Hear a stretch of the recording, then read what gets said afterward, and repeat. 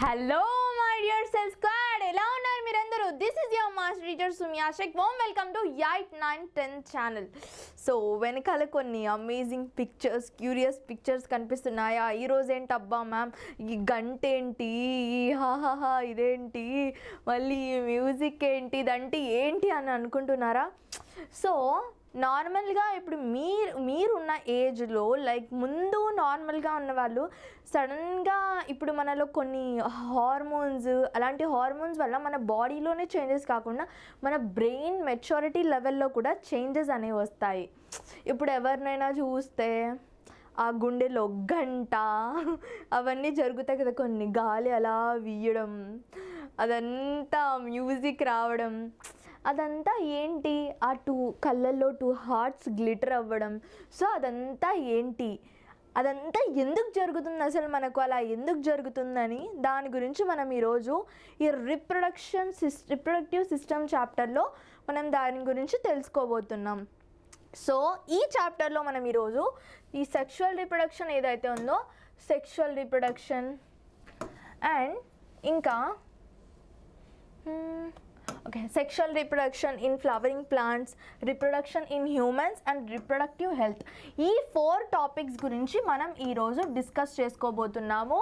ఈ 4 టాపిక్స్లో అయితే male and female reproductive systems, దాని డయాగ్రామ్స్ ఏవైతే వస్తాయి అవి మన ఫుల్ మార్క్స్ క్వశ్చన్స్కి చాలా చాలా ఇంపార్టెంట్. ఈ long answer question, 8 marks questions ఏవైతే ఉంటాయో ఆ క్వశ్చన్స్కి చాలా చాలా ఇంపార్టెంట్. సో చాలా జాగ్రత్తగా వినండి. ఈ చాప్టర్లో మనకు కొంచెం ఫన్తో పాటు ఇంకా చాలా ఎగ్జామ్కి చాలా వెయిటేజ్ ఎక్కువగా ఉన్న క్వశ్చన్స్ కూడా నేను మీకు చెప్తాను. సో చూడండి, ఇందులో మనము why sexual reproduction is needed ఈ టాపిక్ గురించి, and differentiate between sexual and asexual reproduction మధ్య ఉన్న డిఫరెన్సెస్ గురించి, and sexual reproduction advantages over asexual reproduction దాని గురించి మనం డిస్కస్ చేసుకుంటాము. అండ్ సెక్షువల్ రిప్రొడక్షన్ యానిమల్స్లో అండ్ సెక్షువల్ రిప్రొడక్షన్ ప్లాంట్స్లో ఎలా జరుగుతుందో అదంతా మనము ఇప్పుడున్న ఈ సెషన్లో మనం డిస్కస్ చేసుకుంటాము. సో పదండి స్టార్ట్ చేసేద్దాం. చూడండి, మనం ఒక బ్రెడ్ని ఎప్పుడైతే ప్యాకెట్లో కాకుండా బయట పెట్టేస్తామో ఏమవుతుంది? బ్రెడ్ మీద ఒక కైండ్ ఆఫ్ లైక్ యాష్ లాంటిది, యాష్లా బూడిద రంగులో ఫామ్ అవుతుంది. అదేంటి అసలు? మౌల్డా లేకపోతే ఆల్గేనా? ఇక్కడ ఫామ్ అయింది చూడండి, ఇదేంటి? మౌల్డా లేకపోతే ఆల్గేనా? ఈ రెండిట్లో చూడండి, ఇక్కడ మనం చూసుకుంటే ఇక్కడ కూడా ఒకటి మనకు వాటర్లో పైన తెట్టలాగా కొంచెం గ్రీనిష్ కలర్లో ఫామ్ అవుతుంది. సో ఏంటి, మౌల్డా ఆల్గేనా ఇవి? ఇదేంటంటే మౌల్డ్, మనకు బ్రెడ్ మీద ఏదైతే గ్రో అయిందో ఇక్కడ అదేంటి? మౌల్డ్. ఇక్కడ మనం చూసాం కదా, ఇదేంటి? ఇది ఆల్గే. బ్రెడ్ మీద మనకు గ్రో అయింది మౌల్డ్, ఇక్కడ గ్రో అయింది మనకు ఆల్గే. ఎందుకంటే వాటిలో డిఫరెన్స్ ఏంటి? రెండు, ఈ బ్రెడ్ మీద గ్రో అయింది ఫంగై, ఆల్గేనే ఫంగయ్యే, బట్ అందులో కొంచెం డిఫరెన్షియేషన్ అనేది ఉంది. Vegetative propagation refers to production of springs ఏవైతే ఉంటాయో, కొత్త ఆఫ్ స్ప్రింగ్స్ అనేవి మనము ఒకసారి రీక్యాప్ చేసేసుకున్నాము. ఆఫ్ స్ప్రింగ్స్ ఏవైతే ఉంటాయో అవి ప్రొడక్షన్ చేస్తాయి, లైక్ కొన్ని రూట్స్, స్టెమ్, అలాంటి vegetative parts of the plants నుంచి మనకు కొత్త మనం ప్లాంట్స్ అనేవి జనరేట్ చేయొచ్చు. ఇంకా ప్లాంట్స్ రేస్డ్ బై వెజిటేటివ్ ప్రాపగేషన్తో రేస్ చేసిన plants bear flowers and fruits earlier than the produce from the seeds. సీడ్స్తో కంపేర్ చేసుకుంటే వెజిటేటివ్ ప్రాపగేషన్ ఎప్పుడైతే జరుగుతుందో వాటిలో ఫ్లవర్స్ అండ్ ఫ్రూట్స్ కూడా ఉంటాయి. అండ్ ఒకవేళ సీడ్లెస్ ఫ్రూట్స్ని ఏమంటారు? సీడ్లెస్ దాన్ని పార్థినోకార్పిక్ ఫ్రూట్స్ అని అంటాము. అండ్ అవి పార్థినోజెనెసిస్తో మనకు ప్రొడ్యూస్ అవుతాయి. పార్థినోజెనెసిస్ ద్వారా పార్థినోకార్పిక్ ఫ్రూట్స్లో నో సీడ్సే ఉండవు పార్థినోకార్పిక్ ఫ్రూట్స్లో. సో దాన్ని మనం పార్థినోకార్పిక్ ఫ్రూట్స్ అని అంటాము. వెజిటేటివ్ ప్రాపగేషన్తో ప్రొడ్యూస్ అయినవన్నీ జెనెటికల్లీ సిమిలర్గా ఉంటాయి. ఎందుకంటే అది అసెక్షువల్ మోడ్ ఆఫ్ రిప్రొడక్షన్ కాబట్టి ఏవైతే ఈ వెజిటేటివ్ ప్రాపగేషన్తో ప్రొడ్యూస్ అవుతాయో అవన్నీ సిమిలర్, ఐడెంటికల్గా ఉంటాయి. మనం ఐడెంటికల్గా లేము, ఎందుకంటే మనము సెక్షువల్ రిప్రొడక్షన్ ద్వారా ప్రొడ్యూస్ అయ్యాము. ఆర్టిఫిషియల్ వెజిటేటివ్ ప్రాపగేషన్లో deliberate production of new plants from parts of old plants అనేది జరుగుతుంది. ఆర్టిఫిషియల్ వెజిటేటివ్ ప్రాపగేషన్ ఏదైతే టిష్యూస్ అవి ఇవి ఉంటాయో వాటితో ఒక కొత్త ప్లాంట్ని తయారు చేస్తారు. దీన్ని మనము టిష్యూ కల్చర్ అని అంటాము.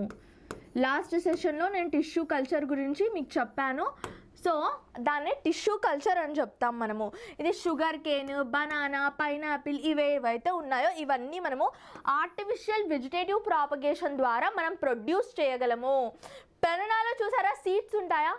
ఉంటాయి, చిన్న చిన్నవి ఉంటాయి. కొన్ని బనానాస్లో అవి కూడా ఉండవు. బనానా న్యాచురల్గా పార్థినోకార్పిక్ ఫ్రూట్. సీడ్లెస్ బనానా ఏంటంటే న్యాచురల్గా పార్థినోకార్పిక్ ఫ్రూట్గా ఎలా జనరేట్ అయిందంటే దాంట్లో సీడ్స్ ఉండవు న్యాచురల్గానే. దానికి ఆర్టిఫిషియల్ మెథడ్స్ ఏవి అప్లై చేయక్కర్లేదు, న్యాచురల్గానే ఉండవు. కర్టింగ్, గ్రాఫ్టింగ్ అండ్ లేయరింగ్ ద్వారా మనము కొన్ని artificial methods of vegetative propagation. చూడండి, మనకు ఫస్ట్ ఒక ల్యాబ్ యాక్టివిటీ అనేది ఇచ్చాడు. ఈ మౌల్డ్, బ్రెడ్ మౌల్డ్ ఏదైతే ఉందో ఆ బ్రెడ్ మౌల్డ్ గురించి తెలుసుకోవడానికి ఒక ల్యాబ్ యాక్టివిటీ ఇచ్చాడు. ల్యాబ్ యాక్టివిటీస్తో మీకు బిట్స్లో మీకు క్వశ్చన్స్ రావచ్చు. అండ్ మీకు క్వశ్చన్స్, నార్మల్ థియరీ క్వశ్చన్స్ ఒక 2 మార్క్స్ క్వశ్చన్స్ ఆర్ 4 మార్క్స్ క్వశ్చన్స్గా కూడా మీకు థియరీలో రావచ్చు ల్యాబ్ యాక్టివిటీ నుంచి. సో చూద్దాం, చూడండి. రైజోపస్ ఇది ఏదైతే ఉందో బ్రెడ్ మౌల్డ్, అది దాన్ని మైక్రోస్కోప్లో చూస్తే ఈ విధంగా కనిపిస్తుంది.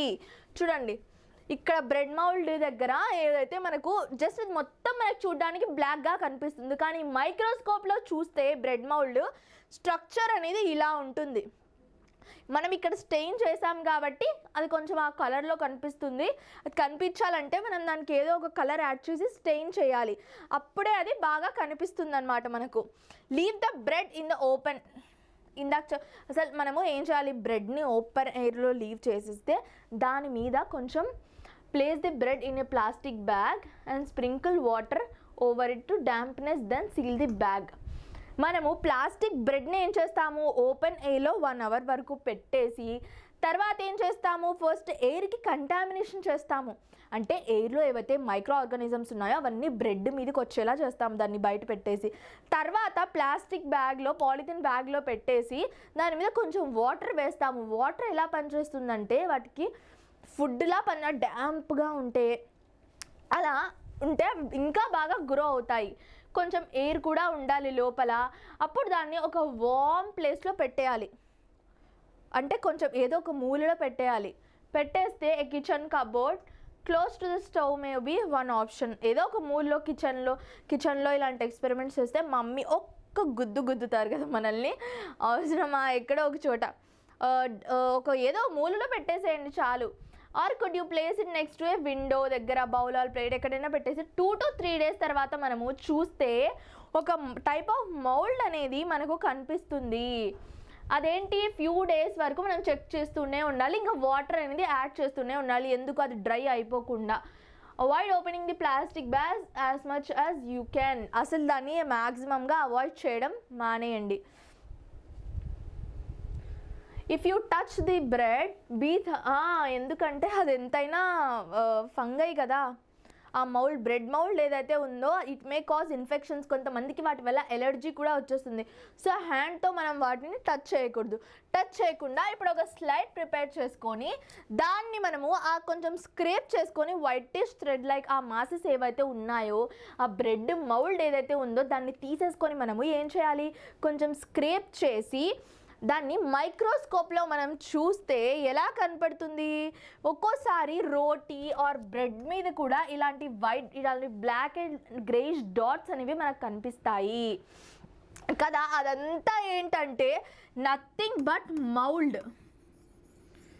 మౌల్డ్ అంటే స్పోరాంజియం ఏదైతే ఉందో ఈ స్పోరాంజియాన్ని మనము అక్కడ చూడగలము. మైక్రోస్కోప్లో చూస్తే మనకు స్పోరాంజియంలా కనిపిస్తుంది. ఇది బేసిక్గా మెటీరియల్స్ రిక్వైర్డ్. ఇది ఎందుకు పెట్టానంటే స్లైడ్ మీకు తర్వాత PDF షేర్ చేసేటప్పుడు మీకు అవసరం అవుతుంది కదా. In rhizopus numerous spores are produced. Rhizopus అనేది ఈ షేప్లో ఉంటుంది, దాన్ని రైజోపస్ అని అంటాము. ఈ రైజోపస్లో ఏదైతే ఇవి ఉంటాయో దీంట్లో ఆ అలర్జిన్స్ అనేవి ఉంటాయి. అవి ఎప్పుడైతే స్పోర్ బర్స్ట్ అవుతుందో, స్పోర్ బర్స్ట్ అయినప్పుడు అవి కాజ్ చేస్తాయి ఎలర్జీని. చూడండి, rhizopus numerous spores are produced, these are called sporangia. ఇది దీని లోపల ఏవైతే ఉన్నాయో వాటిని స్పోరాంజియా అని అంటాము. ఇది ఓవరాల్గా దీన్ని మనం ఏమంటాము, ఓవరాల్గా దీన్ని మనము రైజోపస్ అని అంటాము. దీని లోపల ఉండేది ఏంటి, స్పోరాంజియా. దీని లోపల మనకు స్పోరాంజియా ఉంటుంది. Sporangia are knob like structures which are present at the top of the thread like structures called hyphae. ఈ thread like structures ఏవైతే ఉన్నాయో వీటిని ఏమంటామంటే మనము హైఫే అని అంటాము. ఇదేంటి హైఫే, ఇదేంటి స్పోరాంజియా. ఈ థ్రెడ్ లైక్ స్ట్రక్చర్స్ హైఫే, ఇదేంటి స్పోరాంజియా. చూడండి, ఈ స్పోర్స్ ఎప్పుడైతే బర్స్ట్ అవుతాయో, ఇక్కడ నుంచి మీకు ఈ బాల్ లాంటి స్పోర్స్ ఎప్పుడైతే బర్స్ట్ అవుతున్నాయో, ఇక్కడ నుంచి మీకు స్పోర్స్ కనిపిస్తున్నాయా బయటికి వచ్చేలాగా, ఇక్కడ నుంచి స్పోర్స్ బయటికి వస్తున్నాయి చూడండి, ఇవి బర్స్ట్ అయినప్పుడు. సో ఆ స్పోర్స్ ఏంటంటే రెయిన్ ద్వారా, విండ్ ద్వారా ఆర్ ఇన్సెక్ట్ ద్వారా వేరే చోట దగ్గర పడినప్పుడు ఒక న్యూ రైజోపస్ ఫంగై అనేది, రైజోపస్ అనేది ఒక ఫంగై, ఒక న్యూ రైజోపస్ అనేది గ్రో అవుతుంది. అందుకే మనం ఫస్ట్ బ్రెడ్ని ఎయిర్లో ఎప్పుడైతే పెట్టామో దానికి మౌల్డ్ ఎందుకు తగిలిందంటే, వేరే చోట ఉన్న ఈ రైజోపస్ పోర్స్ ఏవైతే ఉన్నాయో ఆ పోర్స్ ఆ ఎయిర్లో ఉన్నాయి కాబట్టి అవి బ్రెడ్ మీదకి వచ్చేసి కొత్త మౌల్డ్ని ఫామ్ చేశాయి. ముందు నుంచి ఉందా బ్రెడ్లో మౌల్డ్? లేదు కదా, బయట ఎయిర్ ద్వారా వచ్చేసింది mould. Suitable substances like bread మీద, రోటీ మీద, ఏదైనా ఫుడ్ మీద ఎప్పుడైతే ఫామ్ అవుతాయో, పడతాయో, అప్పుడు కొత్త ఇప్పుడు రిప్రొడక్షనే కదా ఇది కూడా, కొత్త వాటిని సృష్టించుకుంటాయి. సెకండ్ టాపిక్ మనది సెక్షువల్ రీప్రొడక్షన్. సెక్షువల్ రీప్రొడక్షన్లో చూడండి, which of the following doesn't occur during sexual reproduction. Sexual రీప్రొడక్షన్లో ఈ బోత్ ఆప్షన్స్, ఒకటేంటి mixing of genetic material, another ఏంటి నో వేరియేషన్ అబ్జర్వ్డ్. ఈ రెండిట్లో డస్ నాట్, ఏదైతే జరగదు, ఈ రెండు ఆప్షన్స్లో ఏది జరగదు చెప్పండి, కమెంట్ చేయండి, నేను తర్వాత ఆన్సర్ చెప్తాను. 1 2 3 నో వేరియేషన్స్ అక్కర్డ్ అబ్జర్వ్డ్. ఎందుకంటే మనకు ఎక్కువ వేరియేషన్స్ అబ్జర్వ్ అయ్యేదే మనకు సెక్షువల్ రీప్రొడక్షన్లోనే మోర్ వేరియేషన్స్ అనేటివి అబ్జర్వ్ చేయగలం మనము. ఎందుకంటే 2 గ్యామెట్స్ అనేవి ఇన్వాల్వ్డ్ అయి ఉంటాయి. 2 గ్యామెట్స్ ఉండడం వల్ల, 2 టైప్స్ ఆఫ్ గ్యామెట్స్ ఉండడం వల్ల మనకు వేరియేషన్ అనేది ఉంటుంది. 2 పేరెంట్స్ ఉండడం వల్ల మనకు వేరియేషన్ అనేది వస్తుంది. చూడండి, sexual the process of production of spring that involves 2 parents. 2 parents ఉంటే మనకు సెక్షువల్ రీప్రొడక్షనే. సింగిల్ పేరెంట్ ఉంటే that is asexual reproduction.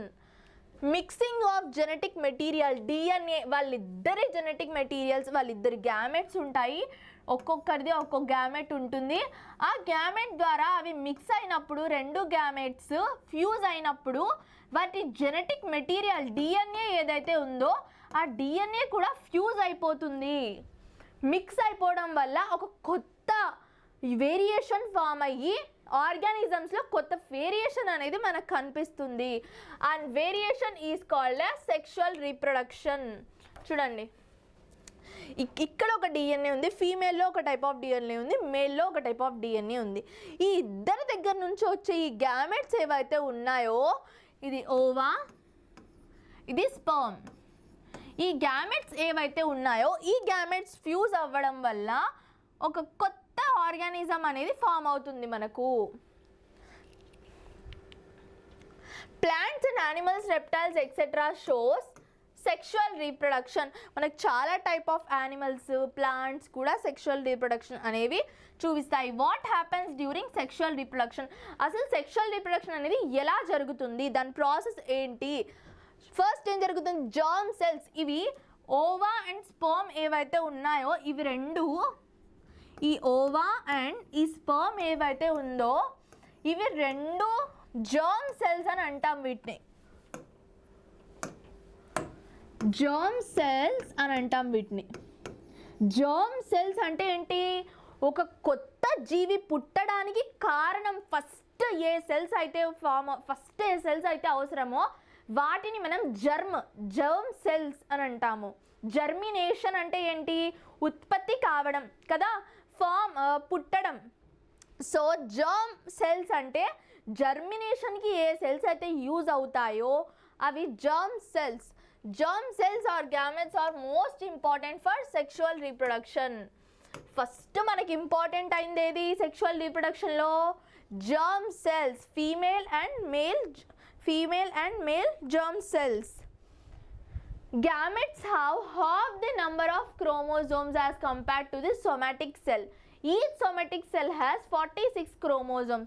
Somatic cell అంటే ఏంటి? నర్వ్ సెల్స్, ఇంకా మన బ్లడ్ సెల్స్, ఎరిథ్రోసైట్స్, మన మజిల్ సెల్స్, అవన్నీ దాంట్లో ఏంటి 46 క్రోమోజోమ్స్ అనేటివి ఉంటాయంట. బట్ స్పర్మ్లో చూడండి 23 క్రోమోజోమ్స్ ఉంటాయి అండ్ ఎగ్లో అనేది 23 క్రోమోజోమ్స్ ఉంటాయి. ఇవి రెండు ఎప్పుడైతే కలుస్తాయో అప్పుడు 46 టోటల్ క్రోమోజోమ్ అనేది మనకు ఫామ్ అవుతుంది. ఒక complete cell first time form అవ్వడానికి మనకు ఏం కావాలి? ఒక ఓవా, ఒక స్పర్మ్. ఈ రెండు దగ్గర హాఫ్ క్రోమోజోమ్స్ ఉన్నాయి. ఈ రెండింటి దగ్గర ఉన్న హాఫ్ క్రోమోజోమ్స్ ఎప్పుడైతే మిక్స్ అవుతాయో మనకప్పుడు టోటల్ 46 క్రోమోజోమ్స్ అనేటివి మనకు డెవలప్ అవుతాయి. చూడండి, హాఫ్ పెయిర్ ఆఫ్ క్రోమోజోమ్స్ అనేవి ఉన్నాయి వీళ్ళ దగ్గర. ది మేల్ అండ్ ఫీమేల్, ఈ మేల్ నుంచి ఒక గ్యామెట్ అండ్ ఫీమేల్ నుంచి ఒక గ్యామెట్ రెండు ఫ్యూజ్ అవుతాయి. చూడండి ఇక్కడ ova and sperm is getting fuse అయ్యి ఫస్ట్ ఒక సెల్ అనేది మనకు ఫామ్ అవుతుంది. మనకి ఇక్కడ ఫామ్ అవుతుంది. ఆ సెల్ మనకు ఒక చిన్న బుజ్జి బేబీ రూపంలో మళ్ళీ అది డివైడ్ అయ్యి ఒక చిన్న క్యూట్ ముద్దుగా ఉండే పాప రూపంలో మనకు కనిపిస్తుంది. ఇది హ్యూమన్స్లో. And most of the time sexual రీప్రొడక్షన్లో గ్యామెట్స్ ఫ్యూజ్ అవ్వడం వల్లే ఏదైనా ఎలిఫెంట్ బేబీ అయినా, డాగ్ బేబీ అయినా, క్యాట్ బేబీ అయినా ఏదైనా మోస్ట్లీ ఇలాంటి దాంతోనే ఫామ్ అవుతుంది. అండ్ ప్లాంట్స్లో ఎలా జరుగుతుంది మరి అంటే, ప్లాంట్స్లో male and female gametes fuse to form zygote together form zygote. ఎక్కడైనా మనం సెక్షువల్ రీప్రొడక్షన్లో చూసుకుంటే ఏంటి? Gametes fusion. ఇది స్టాండర్డ్. గ్యామెట్స్ ఫ్యూజన్ జరగడం వల్లే మనకు సెక్షువల్ రీప్రొడక్షన్లో ఎక్కడ చూసుకున్నా జైగోట్ ఫార్మేషన్ అనేది వీటి వల్లే జరుగుతుంది. ఈ రెండు ఎప్పుడైతే ఫ్యూజ్ అవుతాయో that leads to the zygote formation. Finally ఇది ప్లాంట్స్లో, అది హ్యూమన్స్ అండ్ యానిమల్స్లో, ఇది ప్లాంట్స్లో. ఇప్పుడు ఒక టిపికల్ ఫ్లవర్ స్ట్రక్చర్ అసలు ఎలా ఉంటుంది అనేది మనం చూడండి. ఇక్కడ మొత్తం మనకు ఇది ఫ్లవర్ హెడ్. ఫ్లవర్ కింది పార్ట్ అనేది మనకు అవసరం లేదు.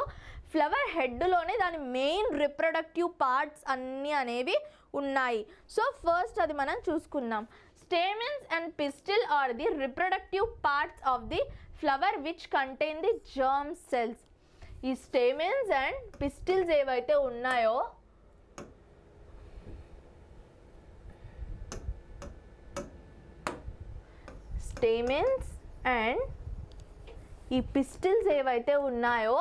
దీస్ ఆర్ ది మనకు ఇది పిస్టిల్ అన్నమాట.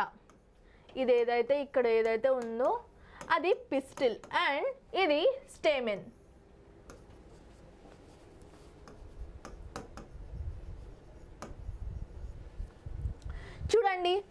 చూడండి ఎంత బ్యూటిఫుల్గా ఉంది కదా. ప్రతి ఆర్గానిజంలో కానీ అవి ప్లాంట్స్ అయినా కానీ ఏవైనా కానీ ప్రతి దగ్గర నార్మల్గా most of the times female అనేది బ్యూటీకి అండ్ మేల్ అనేది స్ట్రెంగ్త్కి అలా డినోట్ చేస్తారు. బట్ ఈ కాలంలో అదంతా అలా ఏమి స్టీరియోటైప్స్ అనేవి లేవు. ఇప్పుడు ఎవరైనా ఏదైనా చేయగలుగుతున్నారు. సో బట్ చూడండి, ఇది పిస్టిల్ ఎంత బ్యూటిఫుల్గా ఉంది కదా. ఇలా వచ్చి దీని షేప్ కూడా చాలా బ్యూటిఫుల్గా కనిపిస్తుంది గ్రీనిష్ కలర్లో. ఇవి స్టేమెన్స్ కూడా చూడండి ఎన్ని ఉన్నాయో కదా. ఇవన్నీ స్టేమెన్స్. వీటిలోనే మనకు జర్మ్ సెల్స్ అనేవి ఉంటాయి. హ్యూమన్స్లో ఎలా ఓవా అండ్ స్పర్మ్ ఉన్నాయో ఈ పిస్టిల్ అండ్ స్టేమెన్స్లో మనకు జర్మ్ సెల్స్ అనేటివి ఉంటాయి. అండ్ యాంథర్, స్టేమెన్లో మనకు యాంథర్ అండ్ ఫిలమెంట్ చాలా చాలా ఇంపార్టెంట్. ఇది యాంథర్, ఇది filament. And anthers in a flower produce pollen grains, yellowish. Most టైమ్స్లో పాలెన్ గ్రెయిన్స్ అనేవి ఎల్లోయిష్ కలర్లో ఉంటాయి. అవి ఎల్లోయిష్ కలర్లో ఉండడం వల్లే ఆ ఫ్లవర్ కూడా చాలా బ్యూటిఫుల్గా కనిపిస్తుంది. బ్యూటిఫుల్గా కనిపించడం వల్ల ఇన్సెక్ట్స్ అన్నీ పాలెన్ గ్రెయిన్స్ దగ్గరకు వస్తాయి. అండ్ కొన్ని బ్యూటీ ఒక్కటే కాదు, నెక్టార్, ఏదైతే దాంట్లో నెక్టార్ ఉంటుందో, హనీ లాంటి సబ్స్టెన్స్, మకరందం అని అంటారు తెలుగులో, అవి తాగడం కోసం ఇన్సెక్ట్స్ ఏవైతే ఉన్నాయో అవి వస్తాయి.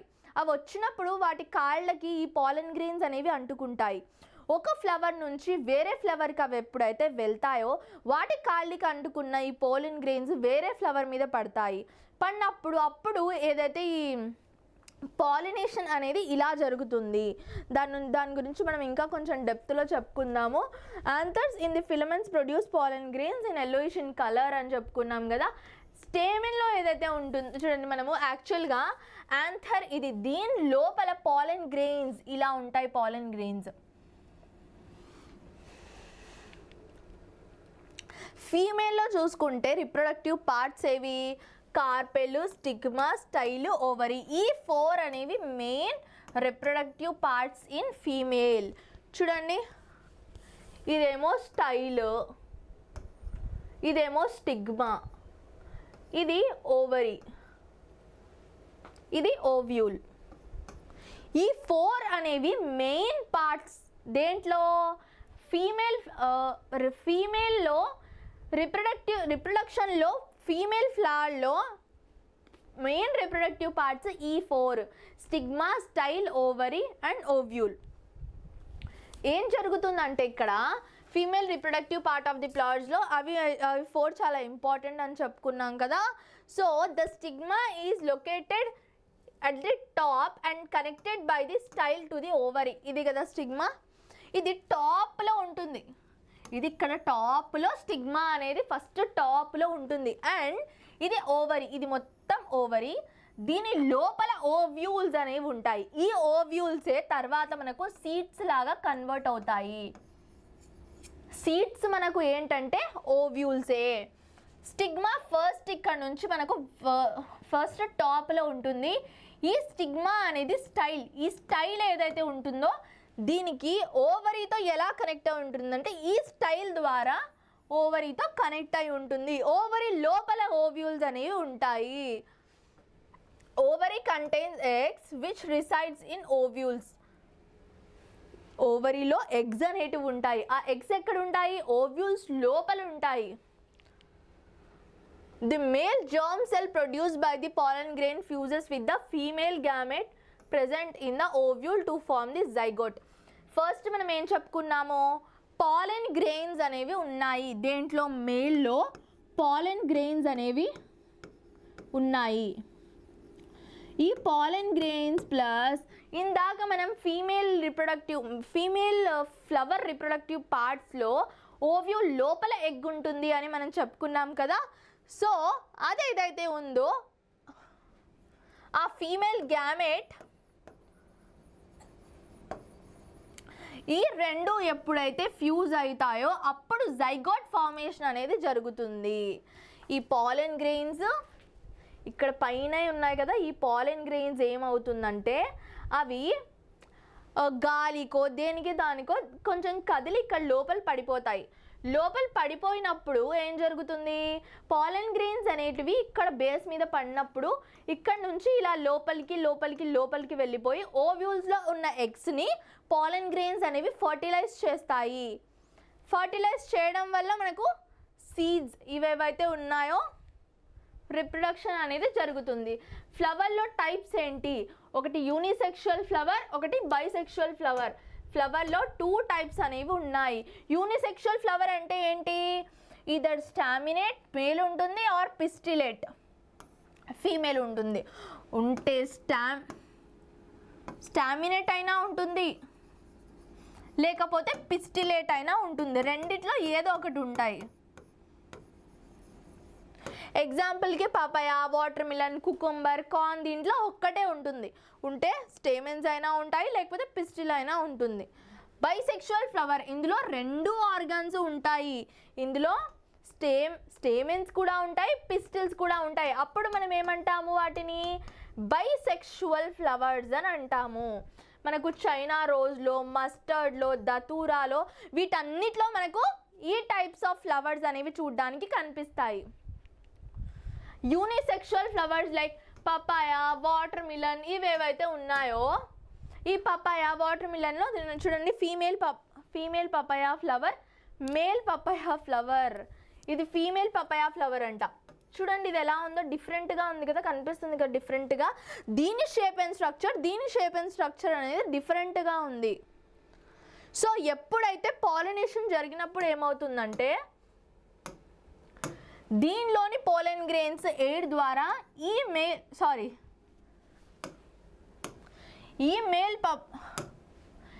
మేల్ పపాయాలోని పాలెన్ గ్రెయిన్స్ ఈ ఫీమేల్ పపాయాలోకి వచ్చేసి దాని ఓవ్యూల్స్ని ఫర్టిలైజ్ చేస్తాయి. అప్పుడు రిప్రొడక్షన్ అనేది జరుగుతుంది.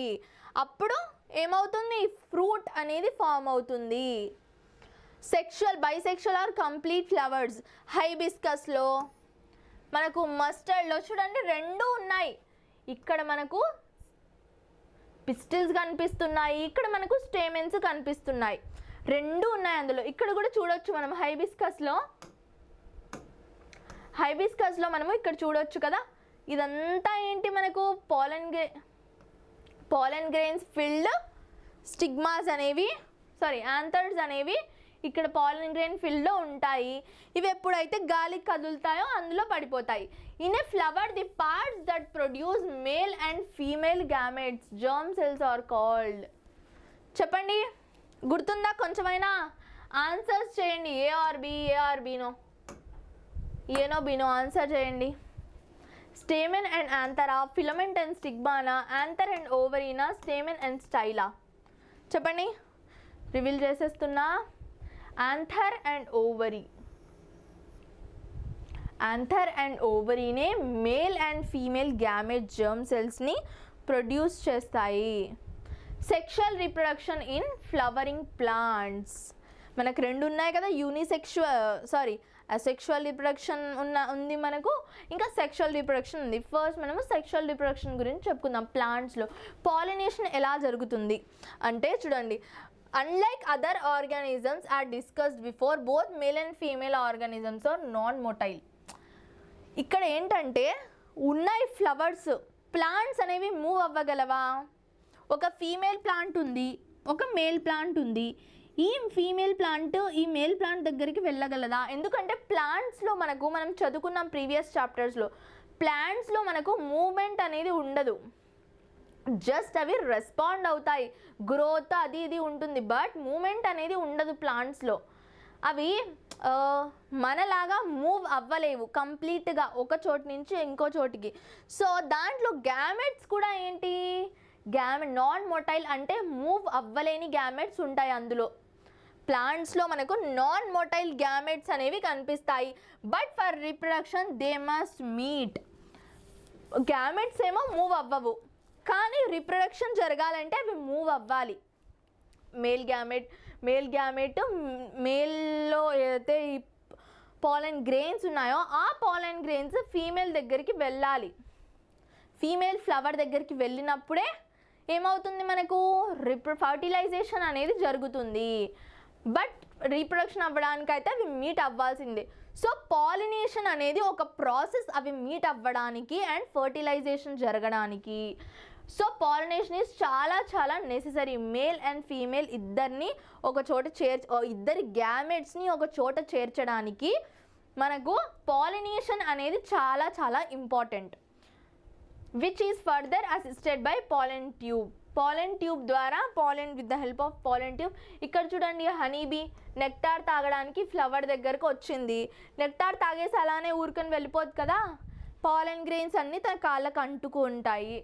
అది ఎప్పుడైతే వేరే ఫ్లవర్ దగ్గర కూర్చుంటుందో ఆ పాలెన్ గ్రెయిన్స్ అన్నీ అక్కడ పడిపోతాయి. చూడండి, pollen grains are transferred from anther to the stigma of the flower for the purpose of reproduction కోసమే ఇవి యాంథర్ నుంచి స్టిగ్మా దగ్గరికి వస్తాయి.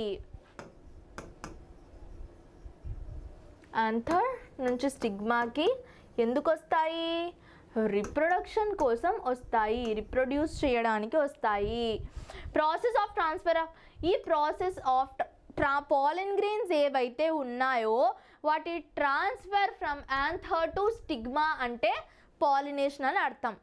యాంథర్ నుంచి స్టిగ్మాకి ఇవేవైతే పాలన్ గ్రెయిన్స్ ట్రాన్స్ఫర్ అయ్యాయి అనుకోండి, దాన్ని మనం పాలినేషన్ అని అంటాము.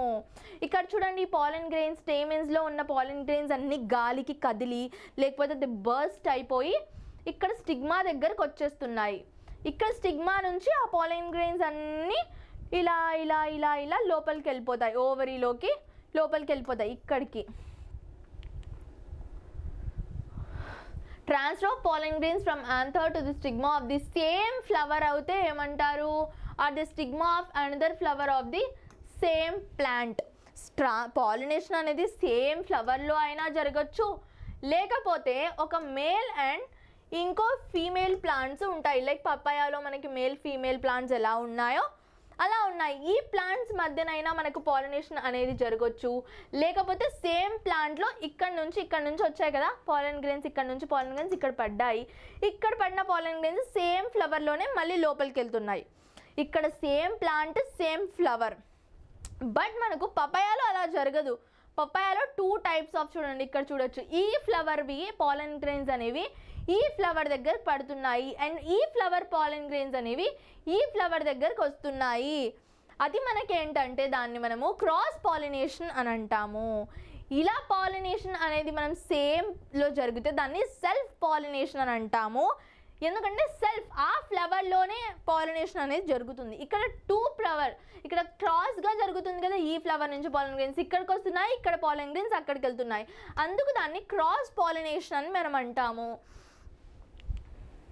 Transfer of pollen grains from anther to stigma of the same flower is called self pollination అంటారా, క్రాస్ పాలినేషన్ అని అంటారా? చెప్పండి, కమెంట్ చేయండి.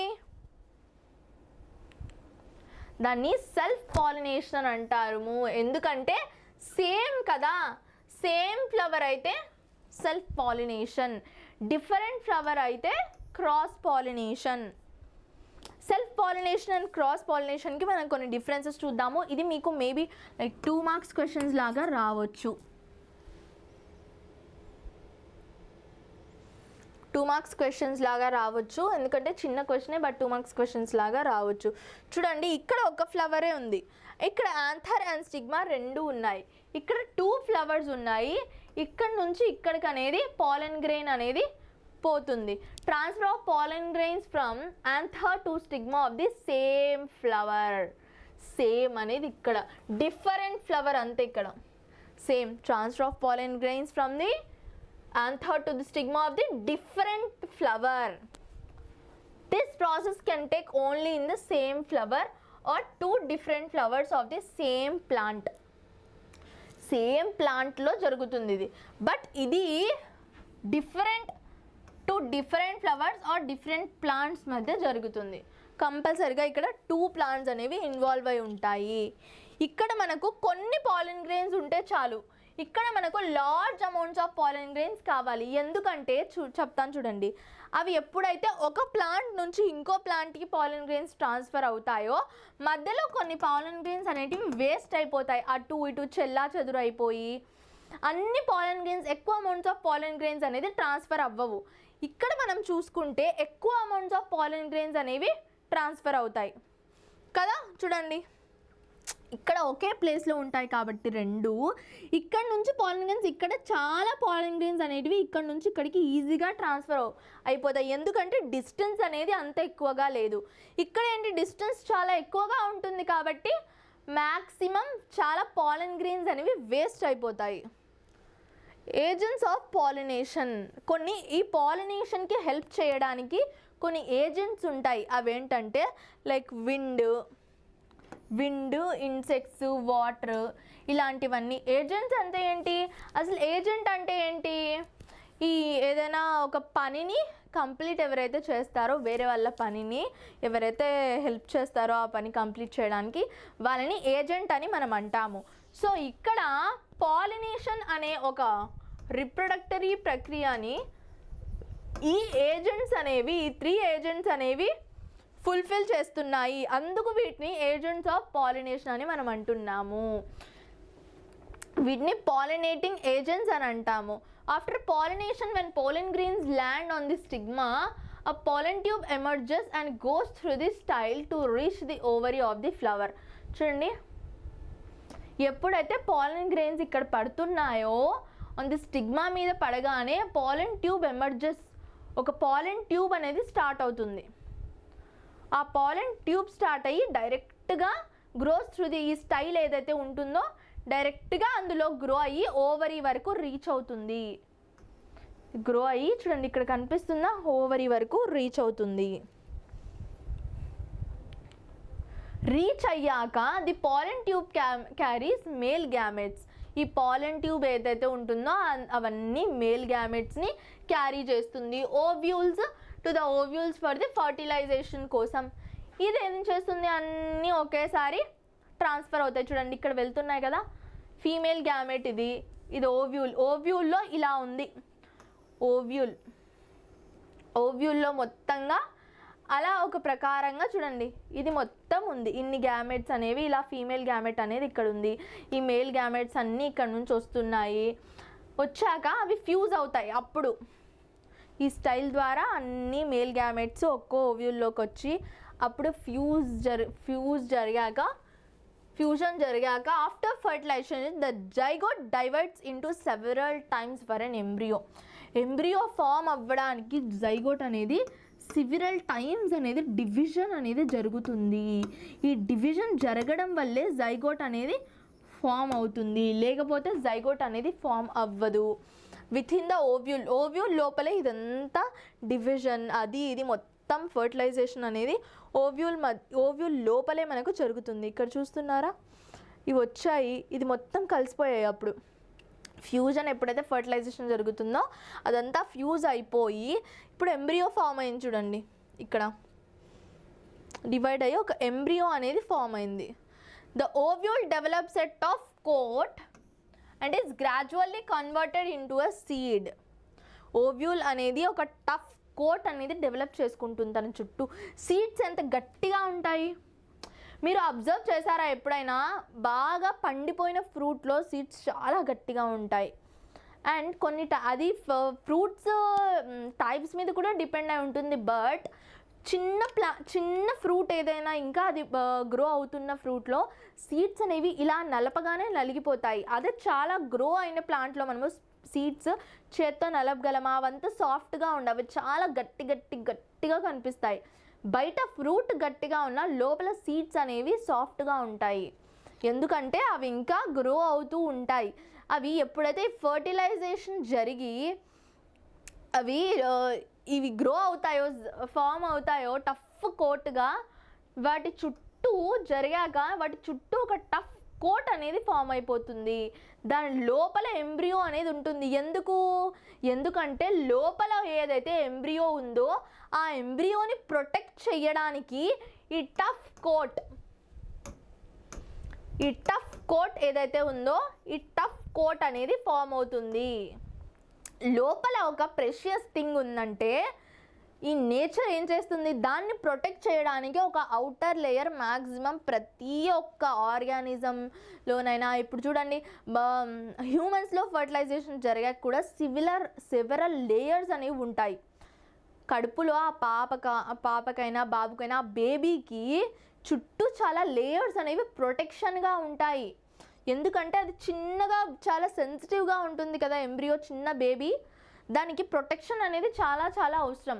The ovary grows rapidly and ripens to form a fruit. ఈ ఫర్టిలైజేషన్ జరిగాక ఎప్పుడైతే ఓవరీ ర్యాపిడ్గా పండిపోతుందో, ఒక flower ఎలాగైతే పండుతుంది కదా, ఇప్పుడు మనకు ఫ్రూట్ ఉంది, ఫస్ట్ ఫ్లవర్ ఉంటుంది, తర్వాత ఆ ఫ్లవరే మనకు ఫ్రూట్ లాగా ఫామ్ అవుతుంది. మొత్తం ఫ్రూట్ లాగా ఫ్లవర్ అనేది పండిపోయి ఒక ఫ్రూట్ అవుతుంది. మీన్వెల్ ది పెటల్స్, సెపల్స్ ఏవైతే స్టేమెన్స్, స్టైల్స్, స్టిగ్మా అవన్నీ ఏవైతే దానిపైన, ఇప్పుడు చూడండి మనము పొమెగ్రనేట్ ఫ్లవర్లో చూసుకుంటే దానిపైన కొన్ని ఈ దానివి ఏవైతే ఉంటాయో రెక్కలు అవి అవన్నీ పైన ఉంటాయి. ఫ్రూట్ కంప్లీట్గా డెవలప్ అయ్యాక అవన్నీ రాలిపోతాయి. సో ఇవన్నీ ఏంటి మీకు అడగొచ్చు, petals, sepals, stamens, styles, stigma వీటన్నిటిలో ఏవి రాలిపోతాయి ఫ్రూట్, ఆర్ మీకు ఇలా అడగొచ్చు ఫ్రూట్ డెవలప్ అయ్యాక ఏవి రాలిపోతాయి, ఏవి వితర్ ఆఫ్ అయిపోతాయి. The seed contain the future plant or embryo which develops into a seedling. ఇప్పుడు ఫ్రూట్ ఉంటుంది అనుకోండి, ఈ ఫ్రూట్లో మనకు సీడ్స్ అనేవి ఉంటాయి. మనం ఏం చేస్తాము, ఫ్రూట్ తినేసి సీడ్ పడేస్తాము, కానీ ఆ సీడ్లో ఎంబ్రియో అనేది ఉంది. ఇందాక డెవలప్ అయింది కదా, ఆ సీడ్లో ఎంబ్రియో అనేది డెవలప్ అయి ఉంది. ఆ ఎంబ్రియో ఎప్పుడైతే సాయిల్లో పడుతుందో, సాయిల్లో ఉన్న ఆ సీడ్లో మనకు ఫ్యూచర్లో ప్లాంట్ అయ్యే ఎంబ్రియో అనేది ఉంది. ఆ ఎంబ్రియో అనేది ఎప్పుడైతే సాయిల్లో పడుతుందో సీడ్లింగ్, చిన్న చిన్న సీడ్లింగ్ లాగా రూట్స్, షూట్స్ డెవలప్ చేసేసుకుంటుంది. ఎప్పుడు దానికి సాయిల్లో perfect nutrients, minerals and availability of water అదంతా దానికి ఎంత కావాలో అంత ఉన్నప్పుడే ఇదంతా జరుగుతుంది. లేకపోతే ఆ సీడ్ అనేది అలానే ఉండిపోతుంది, అది గ్రో అవ్వలేదు. ఇప్పుడు మనం ఈ టాపిక్ స్టార్ట్ చేసే ముందు ఒక చిన్న క్వశ్చన్ చూడండి. Which stage are you in your life currently? మీరు ఒక చిన్న పిల్లలా, లేకపోతే చిన్న పిల్లల కంటే కొంచెం పెద్దగా అడాలసెంటా? చెప్పండి, కమెంట్ చేయండి. మీరు చైల్డా, అడాలసెంటా? చెప్పండి, చేసారా కమెంట్? మనము కాదు, మీరు అడాలసెంట్ ఏజ్లో ఉన్నారు. అడాలసెంట్ ఏజ్ అంటే అదో పెద్ద డిఫరెంట్ స్టేజ్ ఏం కాదు. మన హ్యూమన్ లైఫ్ సైకిల్లోనే అదొక ఏజ్. ఇప్పుడు మనం ముసలి వాళ్ళం ఎలా అవుతామో, మనకు ఒక లైఫ్ సైకిల్ అనేది ఎలా ఉందో, సో ఆ లైఫ్ సైకిల్లో ఈ అడాలసెన్స్ అనేది ఒక ఏజ్. 11 to 10 to 19 అమ్మాయిల్లో, అండ్ అబ్బాయిల్లో 11 to 19 ఏజ్ అబ్బాయిల్లో, అండ్ అమ్మాయిల్లో 10 to 19 ఏజ్ని అడాలసెన్స్ అని మనం అంటాము. ఈ ఏజ్లో బాడీలో చాలా చాలా చేంజెస్ అనేటివి స్టార్ట్ అవుతాయి. మీకు చేంజెస్ దీనివల్ల ఒక్కోసారి మనకు హార్మోన్ ఇంబ్యాలెన్స్ అవ్వడం వల్ల, ఇంకా మన స్టడీస్ వల్ల, ఆ ప్రెషరు బాగా చదువుకోవాలి అనే ప్రెషర్ వల్ల ఇది అంతా మన బ్రెయిన్లో మిక్సప్ అయిపోయి ఏం జరుగుతుందంటే మనము ఈ స్టేజ్లో మనం బ్రెయిన్ అనేది చాలా ప్రెషరైజ్డ్గా ఫీల్ అవుతాము. సో అలాంటివి ఏమి మీరు ప్రెషరైజ్డ్గా ఫీల్ అవ్వద్దండి, నార్మల్గా బిహేవ్ చేయండి. ఇదంతా మీకు ఈ స్టేజ్లో కామనే. ప్రతి ఒక్కరూ ఈ లైఫ్లో ఉన్న ఈ స్టేజ్ నుంచి ప్రతి ఒక్కరూ వెళ్తారు. సో మనము గ్రో అవ్వాలన్నా, మనం నాశనం అవ్వాలన్నా ఈ స్టేజ్లో మనము డిస్ట్రాక్షన్స్ మనకు ఏవైతే ఉంటాయో ఆ డిస్ట్రాక్షన్స్ మన మీద విజయం సాధించకూడదు. మనము ఆ డిస్ట్రాక్షన్స్ మీద విజయం సాధిస్తే మన లైఫ్ ఏదైతే ఉందో మన లైఫ్ మొత్తం మనము హ్యాపీగా సర్వైవ్ అవ్వగలము.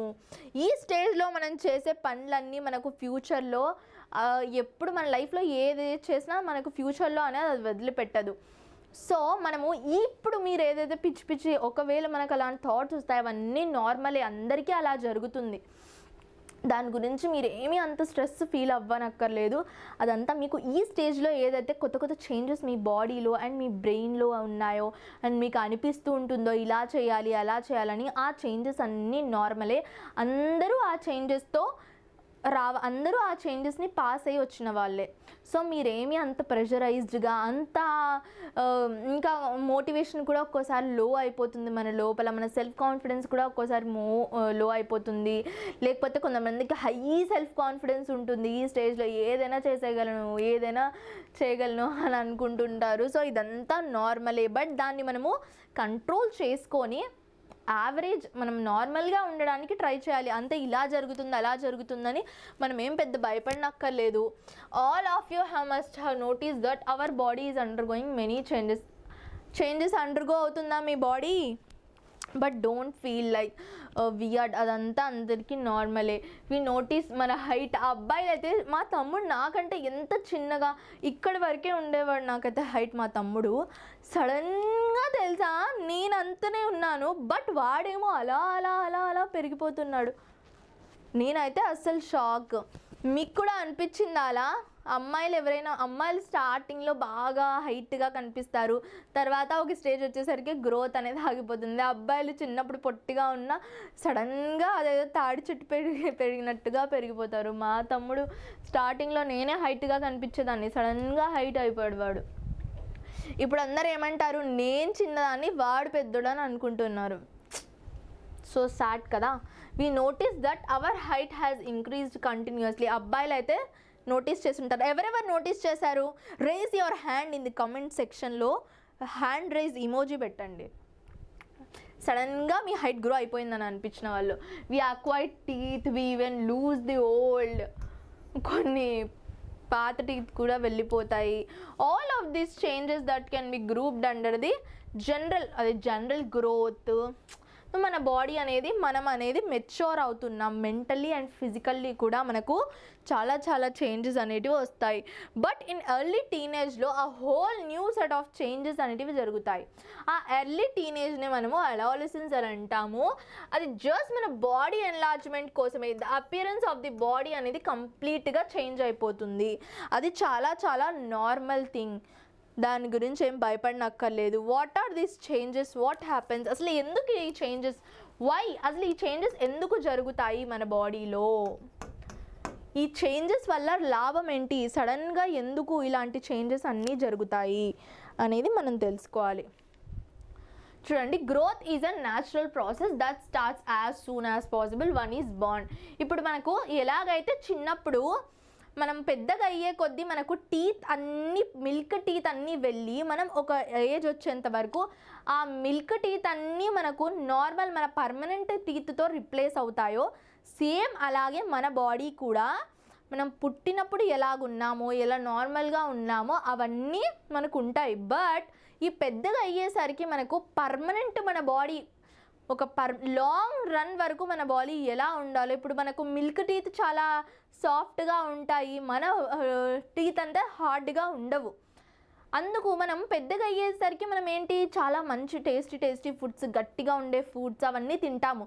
చిన్నప్పుడు మనం అలాంటివి తినము, చాలా సాఫ్ట్ ఫుడ్స్, మనకు లైట్ వెయిట్ ఫుడ్స్ అనేవి మనకి ఇంట్లో ఇస్తారు. అదే మనం పెద్ద అయ్యే వరకు అలాంటి ఉప్మా, ఇంకా మిల్క్, బ్రెడ్ అలాంటివి తిని బతుకుతామా? బతుకం కదా. ఇదేమంటారు, వాల్నట్స్ తింటాము, అవి ఇవి తింటాము. సో వాటన్నిటికీ మన పళ్ళు అనేవి చాలా స్ట్రాంగ్గా ఉండాలి. స్ట్రాంగ్గా ఉండడానికే మన మిల్క్ టీత్ అన్నీ వెళ్ళిపోయి మళ్ళీ మనకు కొత్త టీత్ వచ్చాయి. సో అలానే మన ఫ్యూచర్లో కొన్ని యూస్ఫుల్ అవ్వడానికి మన బాడీ పర్మనెంట్ చేంజ్ అనేది, ఈ స్టేజ్లో కొన్ని పర్మనెంట్ చేంజెస్ అనేవి లాంగ్ టర్మ్లో మనకి యూజ్ అవ్వడానికి, పర్మనెంట్ చేంజెస్ ఇన్ నేచర్ ఏదైతే ఉందో ప్రాసెసెస్, దానికోసం మన బాడీ అనేది మమ్మల్ని ప్రిపేర్ చేస్తుంది. ఈ ఏజ్లో ఏదైతే మనకు ఫ్యూచర్లో మనకి మిల్క్ టీత్ వెళ్ళి ఎలా పర్మనెంట్ టీత్ వచ్చాయో, అలాగే మన బాడీలో ఈ చేంజెస్ అన్నీ జరుగుతాయి.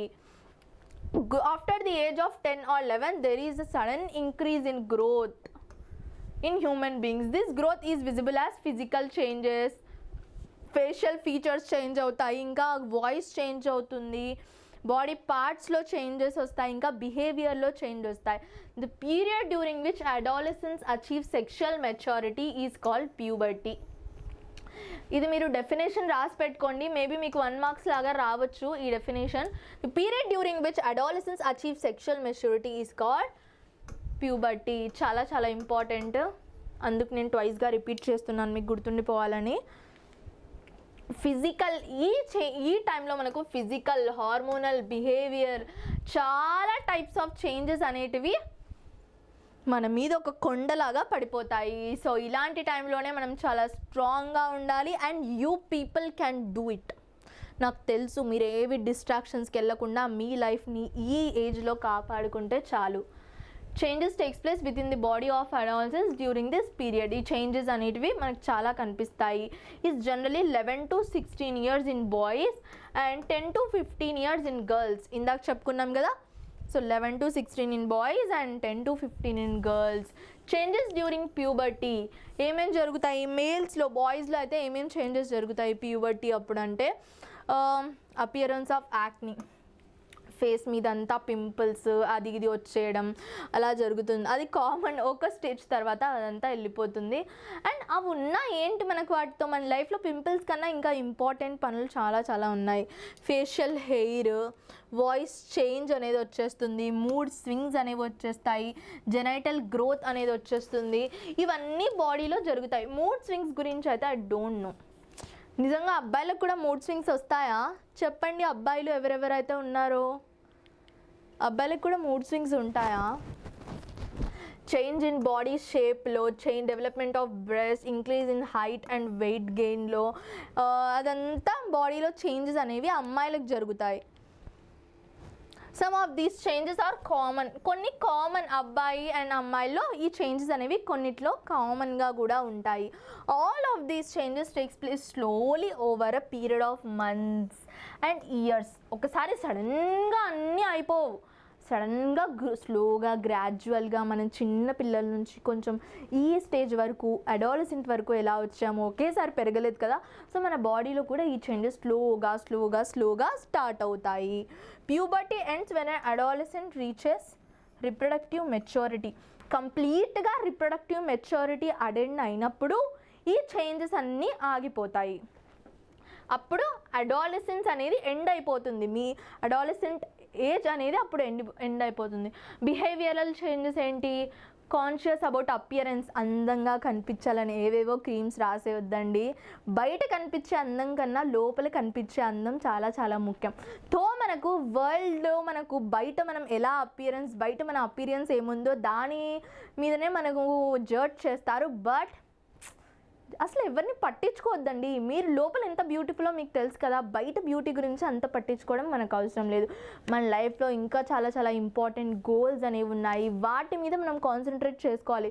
బ్యూటీ అనేది మీరు ఎంత టైం వరకు ఏమైనా క్రీమ్స్ పూస్తారో అంతవరకు మీ యాక్నే, మీ పింపుల్స్ ఆగిపోతాయి, మీ హెయిర్ ఫాల్ ఆగిపోతుంది అనుకోండి. బట్ దాని తర్వాత స్టాప్ చేశారనుకో మళ్ళీ మీరు నార్మల్ ఫేస్, నార్మల్ యాక్ని, మన ఓన్ సెల్ఫ్ ఏదైతే ఉందో ఆ సెల్ఫ్ని ఫస్ట్ మీరు యాక్సెప్ట్ చేయాలి. ఎప్పుడైతే మీరు మీ ఓన్ సెల్ఫ్ని యాక్సెప్ట్ చేసుకుంటారో నేను ఇంతే అని మీరు ఎప్పుడైతే సీతమ్మ వాకిట్లో సిరిమల్ల చెట్టులో వెంకటేష్ ఎలా అయితే అనుకుంటాడో నేను ఇంతే అలా మరి నేనేమంటున్నానంటే మీరు ఎలా ఉన్నారో దాన్ని మీ ఓన్ సెల్ఫ్ని, మీ ఫేస్ మీద పింపుల్స్ ఉన్నా, మీకు హెయిర్ ఫాల్ అవుతున్నా, మీ బాడీ స్ట్రక్చర్ బాగా లేకున్నా దాన్ని యాక్సెప్ట్ చేసుకోండి. మనం ఎలా ఉన్నామో ఫస్ట్ మనల్ని మనం యాక్సెప్ట్ చేసుకుంటే ఆ కాన్ఫిడెన్స్ అనేది మన ఫేస్లో కనిపిస్తుంది. అండ్ బాగున్నా కూడా అంత ప్రౌడ్గా మనం ఒకవేళ బ్యూటిఫుల్ ఆర్ హ్యాండ్సమ్గా ఉన్నా మీరు అంత ప్రౌడ్గా ఫీల్ అయ్యే అవసరం లేదు. ఎందుకంటే ఆ బ్యూటీ, మీరు బ్యూటీగా ఉన్నా, మీరు హ్యాండ్సమ్గా ఉన్నా దాని వెనకాల మీ కృషి ఏదైనా ఉందా? లేదు కదా. అది ఐదర్ మన పేరెంట్స్తో వచ్చిన జెనెటిక్స్ వల్లే, మ్యాక్సిమం మన జెనెటిక్స్ వల్లే అవ్వచ్చు. దాంట్లో మనం ఏదైనా సాధించామంటే అందులో మన కృషి ఉంది. అప్పుడు మనం ప్రౌడ్గా చెప్పుకోవచ్చు, చూడు నేను ఇది చేసి చూపించాను అని. అంతేకాని మన బ్యూటీ మీద, మన స్ట్రక్చర్ మీద, మన బ్యూటీ మీద, మన స్టేచర్ మీద మనం ప్రౌడ్ చేయాల్సిన అవసరం అస్సలు లేదు. సో ఒకవేళ ఏదైనా మీకు దాన్ని మైండ్లో పెట్టేసుకొని నీ బ్యూటీ గురించి చాలా కాన్షియస్గా అయిపోతూ, హెయిర్ ఫాల్ అవుతాయి, హెయిర్ ఫాల్ గురించి కాన్షియస్గా అయిపోతూ, ఇంకా యాక్ని వచ్చేస్తే దాని గురించి కాన్షియస్ అయిపోద్దండి. లైట్గా తీసుకోండి వాటిని. అవే జరుగుతూనే ఉంటాయి లైఫ్లో, అవి కామనే. అండ్ స్ట్రెస్, మీకు ఎగ్జామ్స్ స్ట్రెస్ అనేది చాలా చాలా ఉంటుందని నాకు తెలుసు. మీకు స్టడీస్ స్ట్రెస్ చాలా చాలా ఉంటుందని నాకు తెలుసు. బట్ ఆ స్ట్రెస్ని కూడా, స్ట్రెస్ తీసుకుంటే ఏమైనా లాభం ఉందా చెప్పండి? నేను కూడా తీసుకుంటాను. మీ అందరి స్ట్రెస్ నాకు ఇచ్చేయండి, నేను తీసేసుకుంటాను మీ అందరి స్ట్రెస్ని. స్ట్రెస్ తీసుకుంటే ఏమైనా లాభం ఉందా అంటే లేదు. మరి స్ట్రెస్ తీసుకొని ఏం చేస్తాం చెప్పండి? Need for acceptance. ప్రతిదీ నాకు నేను ఎలా అనుకుంటానో అలానే జరగాలి అని అలా ఉంటుంది. సో అలా ఊహించొద్దండి. ప్రతి ఒక్కటి మీకు నచ్చినట్టుగా జరిగితే ఇంకా ప్రపంచంలో వేరే వాళ్ళకి ఏం చాయిసెస్ ఉంటాయి కదా. మూడ్ స్వింగ్స్, సడన్గా కోపం వచ్చేయడం, సడన్గా ప్రేమ చూపించేయడం, సడన్గా డల్ అయిపోవడం, సడన్గా ఏడ్చేయడం, ఈ మూడ్ స్వింగ్స్ అన్నీ కామనే. టైం ఎలా అవుతుందో పెరుగుతుందో మనం కూడా నార్మల్ సిచ్యువేషన్లో వచ్చేస్తాం. So don't feel worry about it. Especially అమ్మాయిలు, మీకు ఈ టైంలో చాలా కొంచెం మూడ్ స్వింగ్స్ అలా స్ట్రెస్ అలా ఉంటుంది. అదంతా కామనే. You don't need to feel like చాలా మనము అయిపోవడం అవసరం లేదు. అదంతా కామనే. మనకు ప్రతిదీ మనకి ఎంత పెయిన్ ఉన్నా కూడా మనకు లైఫ్లో ప్రాబ్లమ్స్ వల్ల మెంటల్ పెయిన్ అండ్ కొన్ని ఫిజికల్ చేంజెస్ వల్ల ఫిజికల్ పెయిన్ అదంతా మనం భరించాల్సి వస్తుంది. బట్ టైం ఎలా అవుతే వెళ్తుందో మీకు ఇవన్నీ like you will get use to it స్లోగా. But I know it is difficult for you, but స్లోగా everything will be set in its place. So don't worry, be calm, don't take any repulsive decisions. చాలా కామ్గా పీస్గా ఉండండి. ఏ దానికైనా చాలా reactive అయిపోద్దండి. You can control yourself, you can control. So ఈ ఫిజికల్ అట్రాక్షన్ ఇదంతా కామనే. ఇదంతా కొంచెం సేపటి వరకే, లాంగ్ రన్లో ఏమీ ఉండదు. ఒక్కసారి ఇదంతా అలా అనిపిస్తుంది, బట్ ఇదంతా భ్రమ. తర్వాత మీకు అది తెలుస్తుంది ఇప్పుడు ఏదైతే చేస్తున్నారో అదంతా ఒక భ్రమ అని. ఇలాంటి టైంలో ఫస్ట్ మనం ఏం చేయాలి? Communicate with parents. మన పేరెంట్స్తో కమ్యూనికేట్ చేయాలి. నేను ఈ సెషన్లో మీకు ఒక ఇంపార్టెంట్ మాట చెప్పబోతున్నాను. సో మీలో ఎవరైనా నిజంగా అలా స్ట్రెస్ఫుల్గా మీకు ఏం చేస్తున్నారో అర్థం కాక అలా నిజంగా అనిపించింది అనుకోండి, టెలిగ్రామ్ ఛానల్ మీరు జాయిన్ అయిపోయారా? టెలిగ్రామ్ గ్రూప్లో నా కాంటాక్ట్ ఉంది. So you can communicate with me directly. You can message me if మీకు ఏదైనా ఇలాంటి ప్రాబ్లం మీరు రియల్గా ఫేస్ చేస్తున్నారు, మీరు దాన్ని ఓవర్కమ్ అవ్వలేకపోతున్నారు అంటే I will surely try 100% I will surely try to help you people. కంపల్సరీగా నేను మీకు హెల్ప్ చేయడానికి ట్రై చేస్తాను. So don't feel demotivated, don't feel like ఉన్నా కూడా అలా ఏమంత లోగా ఫీల్ అవ్వద్దండి. Don't forget your Doraemon Sumayya ma'am is with you and I will be always with you. So మీకు ఎంత కొంచెమైనా బాధగా మరీ అంత స్ట్రెస్ఫుల్గా అనిపిస్తే just drop 1 DM hi ma'am అని పెట్టేసి మీ ప్రాబ్లం ఏంటో చెప్పండి. I will surely try to communicate with మీ. నేను ఎంత బిజీగా ఉన్నా మీ ఒక్క స్టూడెంట్ లైఫ్నైనా నేను మీకు మీరు కష్టంలో ఉన్న పొజిషన్లో నేను హెల్ప్ చేశానంటే the satisfaction is enough for me. You should exercise చేస్తే ఏముందంటే మన బాడీలో కొన్ని హార్మోన్స్ ఏవైతే ఉంటాయో అవన్నీ వాటి ప్లేస్లో అవి పడిపోతాయి. And you should understand the changes with in the body and accept చేసేసుకోండి. మీ సెల్ఫ్ యాక్సెప్టెన్స్ అనేది చాలా చాలా ఇంపార్టెంట్. కొంచెం సేపు మెడిటేట్ చేయండి, స్ట్రెస్ అంతా బర్స్ట్ అయిపోతుంది. చూడండి, ఇది మనకు మేల్ హార్మోన్ ఏదైతే ఉందో మనకు టెస్టోస్టిరాన్ అనేది మేల్ హార్మోన్. ఈ టెస్టోస్టిరాన్లో మనకు దీని స్ట్రక్చర్ అనేది ఇలా ఉంటుంది. దీని కెమికల్ స్ట్రక్చర్ ఇది ప్రొజెస్టిరాన్ అండ్ ఈస్ట్రోజన్. ఫీమేల్స్లో అయితే 2 types of progesterone and oestrogen అనే హార్మోన్స్ ఉంటాయి. వీటి స్ట్రక్చర్ అనేది ఇలా ఉంటుంది. ఈస్ట్రోజన్ స్ట్రక్చర్ అలా ఉంటుంది అండ్ ప్రొజెస్ట్రాన్ స్ట్రక్చర్ అనేది ఇలా ఉంటుంది. సాక్ లైక్ ఫస్ట్ మనకు మేల్ రిప్రొడక్టివ్ సిస్టంలో కొన్ని పార్ట్స్ అనేవి ఉన్నాయి. సో ఆ పార్ట్స్ గురించి మనం చూద్దాము. Sac like structure that hangs from the body at the front of the pelvis దగ్గర ఏదైతే హ్యాంగ్ అవుతుందో that is called as scrotum. And ఈ టెస్టిస్ 2 ఉంటాయి. అండ్ టెస్టిస్లో చూసుకుంటే టెస్టిస్ ఎందుకు స్పర్మ్స్ని ప్రొడ్యూస్ చేసే ఫ్యాక్టరీ లాంటివి. అవి స్పర్మ్స్ని ప్రొడ్యూస్ చేస్తాయి. ఏవైతే మేల్ సెక్స్ హార్మోన్ ఏవైతే టెస్టోస్టిరాన్ ఉందో వాటిని ప్రొడ్యూస్ చేస్తాయి. Responsible for secondary sexual characters ఏవైతే ఉంటాయో మేల్స్లో వాటన్నిటికీ ఈ హార్మోన్ సెక్రీట్ చేయడం వల్లనే జరుగుతుంది. అవన్నీ వాటి వల్లే సెకండరీ సెక్షువల్ క్యారెక్టర్స్ బాడీలో అనేవి ఫిజికల్ స్ట్రక్చర్స్లో అనేటివి కనిపిస్తాయి. టెంపరేచర్ ఎంత ఉండాలంటే 2 to 3 degrees Celsius అనేది ఉండాలి. దానికంటే లోవర్ ఇవి బయట చూడండి. మనకు స్క్రోటం బయట ఎందుకు ఉంది అని మీకు మీకు క్వశ్చన్ రావచ్చు, ఎందుకంటే మన బాడీ టెంపరేచర్ అనేది చాలా హై. దీనికి కావాల్సిన temperature 2 to 3 degrees Celsius temperature అనేది కావాలి. సో అందుకు బాడీ బయట అనేవి ఇవి ప్రజెంట్ అయి ఉన్నాయి. అంత టెంపరేచర్ ఎందుకు కావాలంటే స్పర్మ్స్ అనేవి హై టెంపరేచర్లో బేర్ చేయలేవు. హై టెంపరేచర్ని స్పర్మ్స్ బేర్ చేయలేవు. వీటికి ఆప్టిమమ్ టెంపరేచర్ అనేది కావాలి. సో అందుకు అవి బయట ఉన్నాయి. వాస్ డిఫరెన్స్ ఏంటి? ఒక tube like structure. They carry sperms from epididymis to urethra. Common passage of sperms and urine. Urethra అనేది మీకు క్వశ్చన్ రావచ్చు, what is the common passage for sperms and urine అంటే 1 mark క్వశ్చన్గా యూరిథ్రా అని మీరు రాయొచ్చు. Vas deferens means the urethra. Prostate gland and seminal vesicles ఏవైతే ఉన్నాయో ఇవి ఏం చేస్తాయి? గ్లాండ్స్ నుంచి ప్రోస్టేట్ అనేది ఒక గ్లాండ్, ప్రోస్టేట్ గ్లాండ్ అనేది అవి కొన్ని సెక్రీషన్స్ అనేది సెండ్ చేస్తాయి, రిలీజ్ చేస్తాయి. ఎందుకు? స్పర్మ్స్ కోసం కొంచెం ఫ్లూయిడ్ అనేది అవసరం స్పర్మ్స్కి, ఫుడ్ లాగా. ఆ food and nutrition, fluidity and nutrition కోసం ఈ గ్లాండ్స్ అనేవి కొన్ని సిక్రేషన్స్ అనేవి సెక్రీట్ చేస్తాయి. Sperms along with secretions form from prostate glands and seminal vesicle is called semen. ఏవైతే అవి సెక్రేషన్స్ వస్తాయో prostate gland and seminal vesicles నుంచి సెక్రేషన్స్ వచ్చే సెక్రేషన్స్ని మనము సెమెన్ అని అంటాము. చూడండి, ఇది హోల్ మనకు ఏంటి? Male reproductive system. ఈ మేల్ రిప్రొడక్టివ్ సిస్టంలో ఇదేంటి?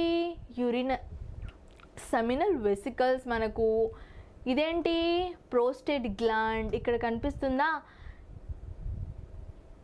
అండ్ ఇవి సెమినల్ వెసికల్స్. ఇదేదో వాస్ డిఫరెన్స్, ఇక్కడ వరకు వాస్ డిఫరెన్స్. ఇది యురేథ్రా, ఇవి testis,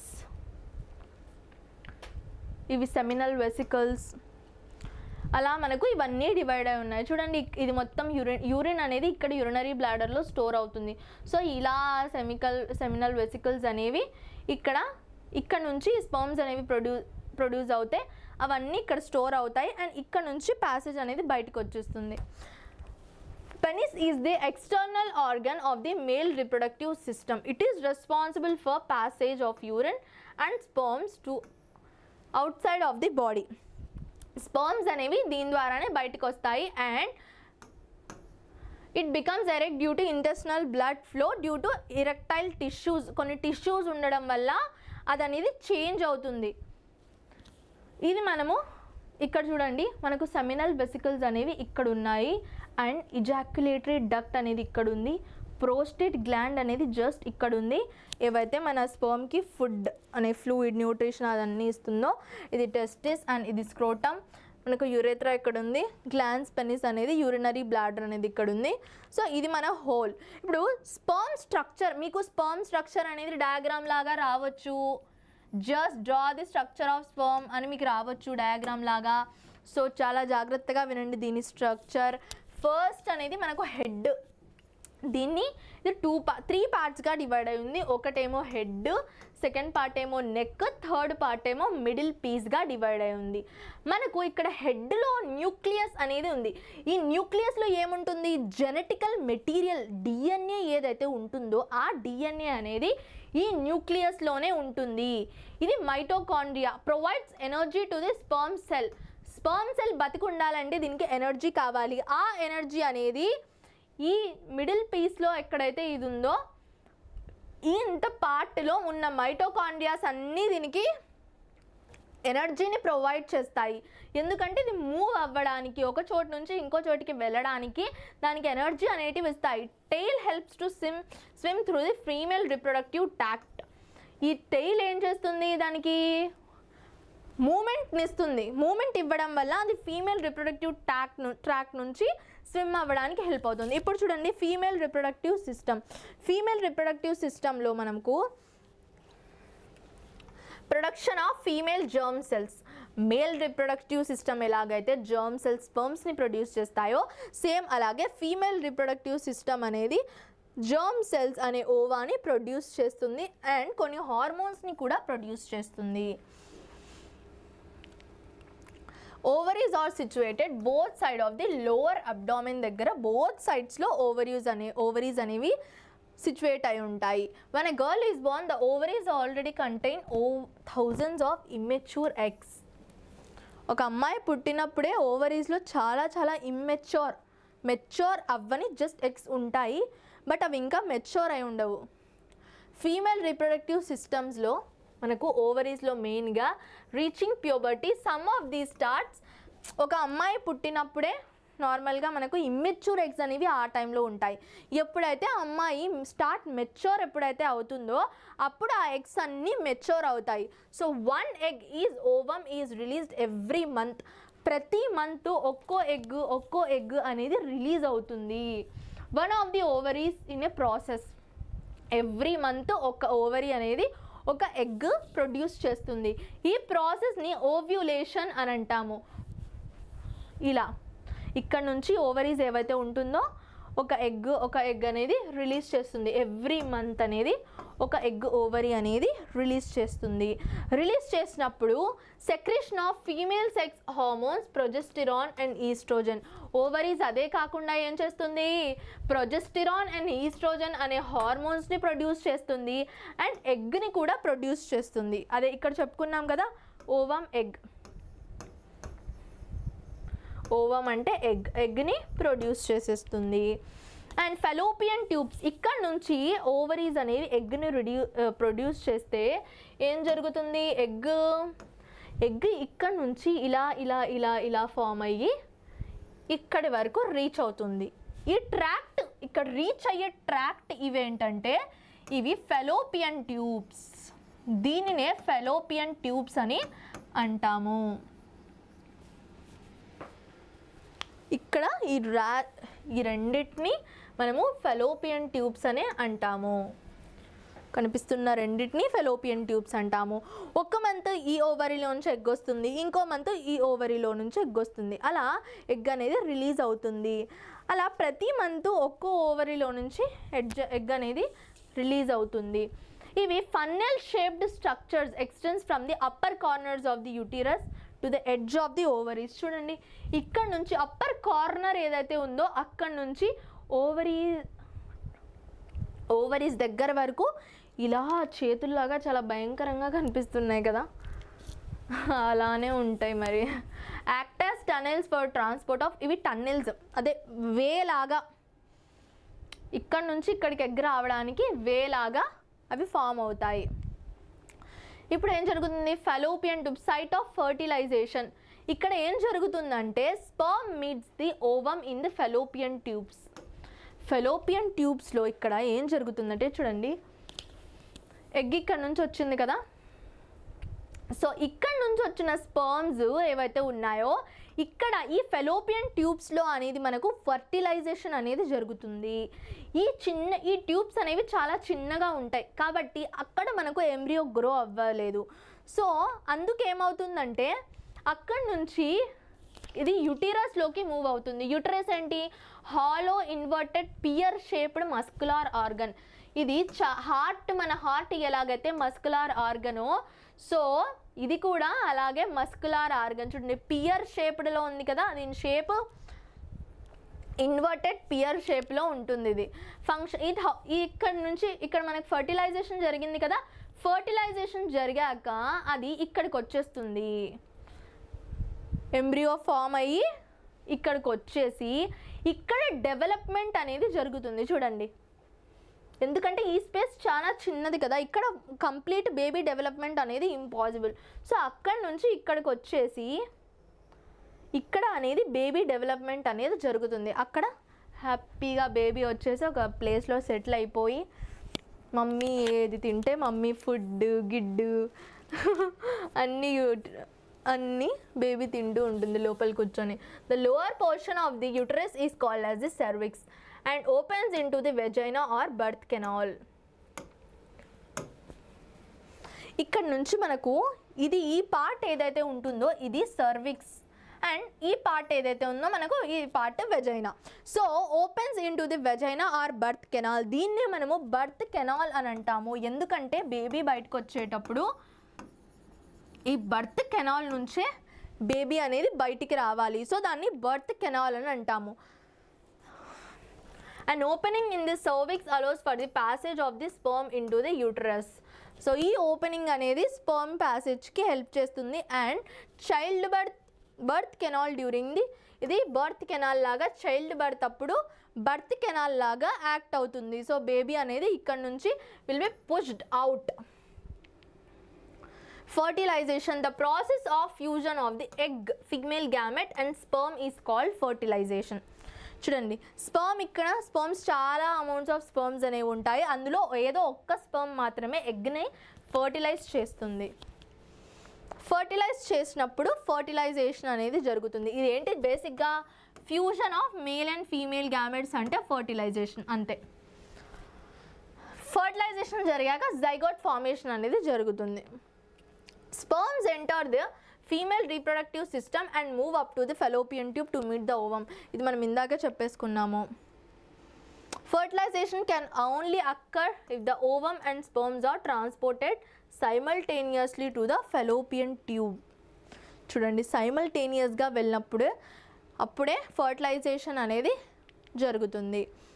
fertilised egg starts dividing and forms ball of cells or embryo.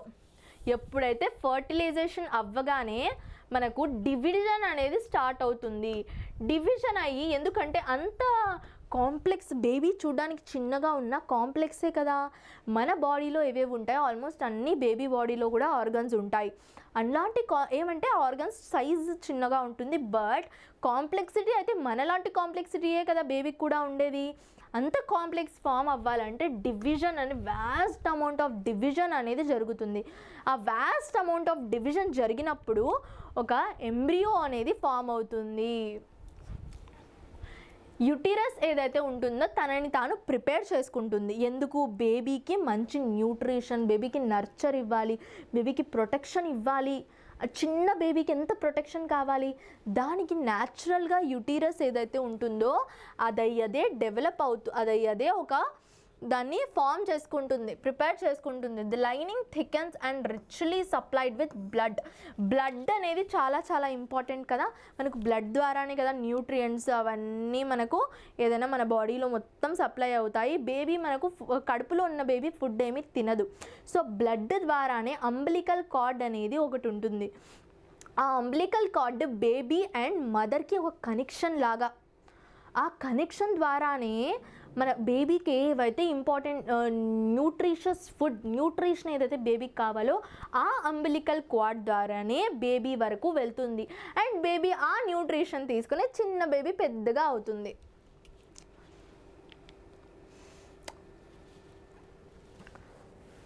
Mothers blood ఏదైతే చెప్పాను కదా, ఇదే అంబిలికల్ కార్డ్. అండ్ ఈ అంబిలికల్ కార్డ్ నుంచే ఇలా చూడండి, బేబీకి ఇక్కడ మొత్తం బ్లడ్ సప్లై అనేది జరుగుతుంది. ఈ అంబిలికల్ కార్డ్ ఏదైతే ఉంటుందో మనకు బెల్లీ బటన్ అని అంటారు కదా, కడుపులో ఉన్నప్పుడు బెల్లీ బటన్ దగ్గర ఈ అంబిలికల్ కార్డ్ అనేది ఉంటుంది. పుట్టాక తర్వాత that would be detached from the mother నుంచి డిటాచ్ చేసేస్తారు దాన్ని, అప్పుడు డిటాచ్ అయిపోతుంది అది. బ్లడ్ సప్లై అనేది చాలా రిచ్గా బ్లడ్ సప్లై అనేది జరుగుతుంది. The embryo side of the tissue, one of the mother side or blood spaces which surround the villi. Mother side ఏదైతే ఉంటుందో అక్కడ బ్లడ్ స్పేసెస్ అనేవి ఉంటాయి, వాటిని విల్లై లాగా ఉంటాయి అవి. This provides a large surface area for glucose and oxygen to glucose and oxygen pass అవ్వాలంటే ఈ విల్లై ద్వారానే పాస్ అవుతాయి. బ్లడ్ ఏదైతే ఉంటుందో అదంతా మనకు ఈ అంబిలికల్ కార్డ్ ద్వారా పాస్ అవుతుంది. కొన్ని ఆర్టరీస్ ఉంటాయి, ఒక యూటిరైన్ బయట ప్రొటెక్టివ్ లైనింగ్ అనేది ఉంటుంది, దాన్ని యూటరల్ లైనింగ్ అని అంటాము. ఇది మెటర్నల్ బ్లడ్, ఇది ఫీటల్ బ్లడ్. ఇక్కడ కనిపిస్తుందా మీకు, ఇది మొత్తం మెటర్నల్ బ్లడ్, ఇది ఫీటల్ బ్లడ్. ఇక్కడ నుంచి ఇవన్నీ విల్లై అనేవి అబ్జార్బ్ చేసుకుంటాయి మెటర్నల్ బ్లడ్ని. ఇక్కడ నుంచి ఇవన్నీ అబ్జార్బ్ చేసేసుకొని ఫీటల్ బ్లడ్లోకి వదిలేస్తాయి. అలా ఫీటస్కి కావాల్సిన న్యూట్రియన్స్ అనేవన్నీ ఇంపార్టెంట్గా చూడండి చైల్డ్ డెవలప్మెంట్ ఫస్ట్ మంత్లో ఎంత క్యూట్గా ఉంది కదా, తర్వాత సెకండ్ మంత్లో కొంచెం గ్రోత్ అనేది జరిగింది, తర్వాత థర్డ్ మంత్లో ఇంకొంచెం గ్రోత్ అనేది జరిగింది, అండ్ ఫోర్త్ మంత్లో ఇంకొంచెం, ఫిఫ్త్ మంత్లో ఇంకొంచెం, సిక్స్త్ మంత్లో ఇంకొంచెం, సెవెంత్ మంత్లో మనకు ఆల్మోస్ట్ కంప్లీట్గా ఫామ్ అయ్యి ఉండదు, ఇంకా కొన్ని ఫార్మేషన్స్ అనేవి ఉంటాయి. ఎయిత్ మంత్లో మనకు ఆల్మోస్ట్ కంప్లీట్గానే ఉంటుంది, అండ్ నైన్త్ మంత్లో అవైతే ఫినిషింగ్ టచ్ అని అంటారు కదా, ఆ బేబీ గ్రోత్కి కావాల్సిన ఫినిషింగ్ టచెస్ అన్నీ అయిపోతాయి. కొంతమంది బేబీస్ అనేవి ఈ 9 months అవ్వక ముందే పుట్టేస్తారు, వాడిని ప్రీ మెచ్యూర్ బేబీ అని అంటారు. వాళ్ళని ఏం చేస్తారు, వెంటిలేటర్లో ఉంచుతారు. బట్ ఎంత వెంటిలేటర్లో ఉంచినా కూడా మదర్ వూంబ్లో ఏదైతే ఎన్వైర్న్మెంట్ ప్రొటెక్టెడ్ ఎన్వైర్న్మెంట్ ఏదైతే ఉంటుందో ఆ ప్రొటెక్టెడ్ ఎన్వైర్న్మెంట్ అనేది బయట హాస్పిటల్లో ఉన్న వెంటిలేటర్స్లో దొరకదు. సో అందుకే మన మామ్ అంత గ్రేట్ అంటాం కదా, మనం ఎంత చిన్నగా ఉన్నా హెవీగానే ఉంటాం కదా, అంతా మనల్ని మోస్తున్నారంటే మన మామ్ ఎంత గ్రేట్ కదా. మన లైఫ్ లాంగ్ ట్రై చేసినా మన అమ్మ వాళ్ళ రుణం అయితే అసలు తీర్చుకోలేము. సో మీ మమ్మీ వాళ్ళని ఎప్పుడు మనసు నొప్పించొద్దండి. మీ మమ్మీ వాళ్ళ డాడీ కూడా ఇంపార్టెంటే, బట్ మనం కడుపులో ఉన్నంత వరకు మమ్మీ మనల్ని మోస్తే బయటికి వచ్చాక డాడీ మనల్ని మోస్తారు, అంతే డిఫరెన్స్. ఇద్దరు మనల్ని మోస్తారు, ఏం చేస్తాం, పుట్టాం కదా వాళ్ళకి. So the child birth as a result of rhythmic contraction of the muscles వల్ల ఆ చైల్డ్ అనేది బయటికి పుష్ అవుట్ అవుతుంది. ఫర్టిలైజర్ ఇదేంటి ఒక సినారియో, ఫర్టిలైజేషన్ జరిగినప్పుడు ఇక్కడ నుంచి ఎగ్ ఎప్పుడైతే బయటకు వచ్చి ఇక్కడ ఉంటుందో, ఇక్కడ స్పర్మ్ వచ్చి ఫర్టిలైజేషన్ ఎప్పుడైతే జరుగుతుందో, ఫర్టిలైజేషన్ జరిగినప్పుడు ఈ ప్రాసెసెస్ మొత్తం ఎంబ్రియో ఫామ్ అవ్వడం అది ఇది జరుగుతుంది. ఒకవేళ ఎగ్ బయటికి రిలీజ్ అయ్యాక స్పర్మ్ వచ్చి మీట్ అవ్వకుండా ఎగ్ అలానే ఉందనుకోండి, ఆ సినారియోలో ఏం జరుగుతుంది అంటే the released egg and the thickened lining, ఇక్కడ యూటీరస్ కూడా థికెండ్ లైనింగ్ ఫామ్ అవుతుంది యూటరస్కి. ఎందుకు, మేబీ బేబీ ఫామ్ అవుతుందేమో అనుకొని యూటీరస్ తనల్ని తాను ప్రిపేర్ చేసుకుంటుంది 1 month మొత్తం. అది ఏంటి, సాఫ్ట్ లైనింగ్స్, కుషనీ లైనింగ్ అనేది లోపల సాఫ్ట్గా ఉండడానికి, ఒకవేళ బేబీ ఫామ్ అవుతే బేబీకి చాలా సాఫ్ట్ ప్లేస్ ఉండడానికి, చాలా కంఫర్టబుల్ ప్లేస్ ఉండడానికి యూటరస్ అనేది రెడీ చేసుకుంటుంది తనని తాను. ఎప్పుడైతే కొంచెం టైం తర్వాత స్పర్మ్ మీట్ అవ్వలేదో ఎగ్తో, అప్పుడు ఏమవుతుందంటే uterus along with its blood vessels are shed off, ఇదంతా ఇక్కడ మొత్తం ఏదైతే ఉంటుందో యూటరస్ అది ఫామ్ చేసుకుంటుంది. లోపల మొత్తం కుషనీ స్ట్రక్చర్ దేంతో ఫామ్ చేసుకుంటుంది, టిష్యూస్తో ఫామ్ చేసుకుంటుంది. టిష్యూస్లో ఏముంటుంది, బ్లడ్ ఉంటుంది కదా. సో అది మొత్తం షెడ్ చేసేస్తుంది. ఎప్పుడైతే ఫర్టిలైజేషన్ జరగలేదో అప్పుడు ఆ యూటరస్ లోపల ఉన్న ఇదంతా షెడ్ చేసేస్తుంది.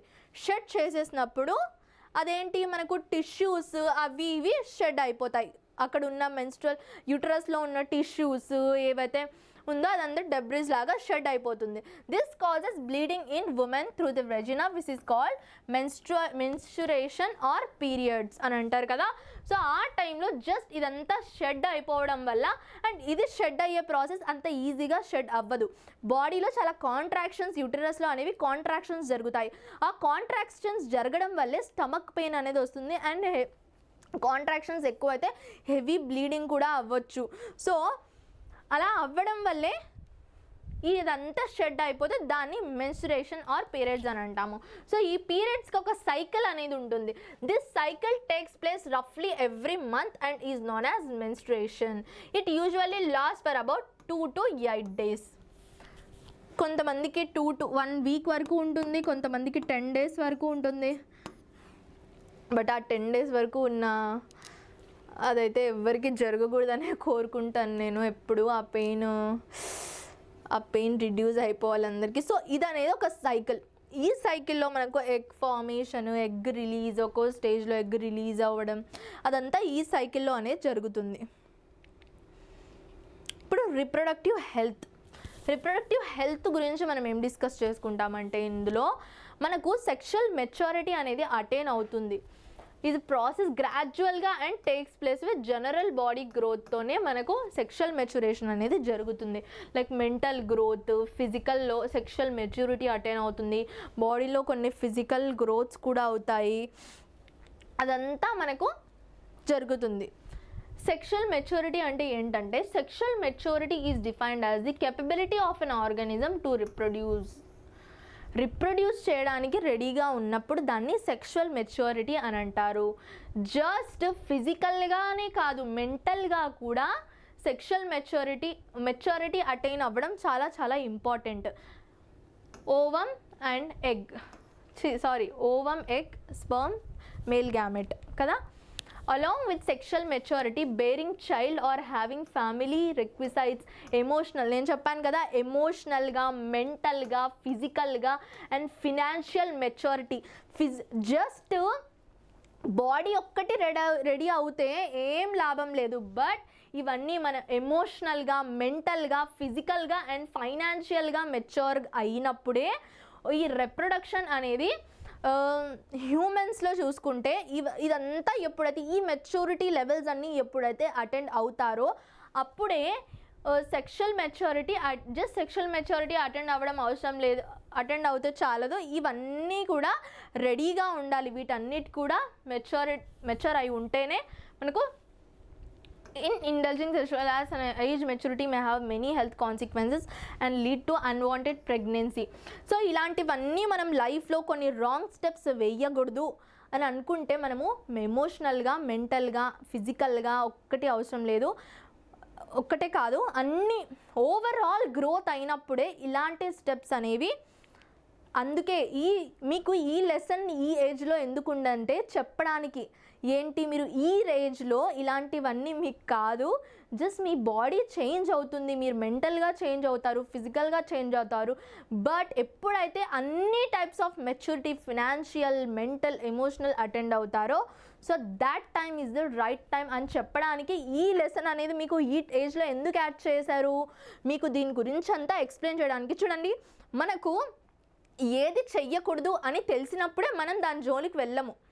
మనకు ఒకవేళ తెలియదు అనుకోండి, దాని గురించి అసలు మనకి ఏమీ తెలియదు, చెయ్యాలని తెలియదు, చేయకూడదు అని తెలియదు. మనకు ఆంధ్ర స్టేట్లో అండ్ మనకు మొత్తం హోల్ ఇండియా వైజ్గా ఈ చాప్టర్ మనకి ఎందుకు పెట్టారంటే ఎడ్యుకేట్ చేయడానికే.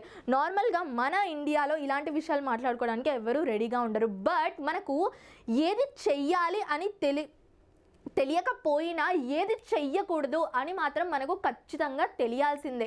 ఎందుకంటే ఒకటి చెయ్యకూడదు అని మనకు తెలిసిపోయింది అనుకోండి, దాని జోలికి మనం వెళ్ళము ఎప్పుడు రైట్ టైం వచ్చేంత వరకు. సో అది చెప్పడానికే ఈ చాప్టర్ మెయిన్గా. అండ్ ఈ రిప్రొడక్టివ్ హెల్త్ అనేది మీకు మెయిన్గా ఎందుకు మీ సిలబస్లో ఉందంటే మీరు దేని జోలికి వెళ్ళకూడదు అని చెప్పడం కోసమే మీకు ఈ చాప్టర్ అనేది పెట్టారు మోస్ట్గా. అండ్ మీరు కూడా తెలుసుకోవాలి కదా ఏది రైటో ఏది రాంగో అదంతా తెలుసుకోవడానికే మీకు ఇది కరెక్ట్ ఏజ్. మీరు ఈ ఏజ్లోనే తెలుసుకోవాలి ఏది చెయ్యకూడదు అని. ఫస్ట్ అది మాత్రం మీరు ఖచ్చితంగా తెలుసుకోవాల్సిందే.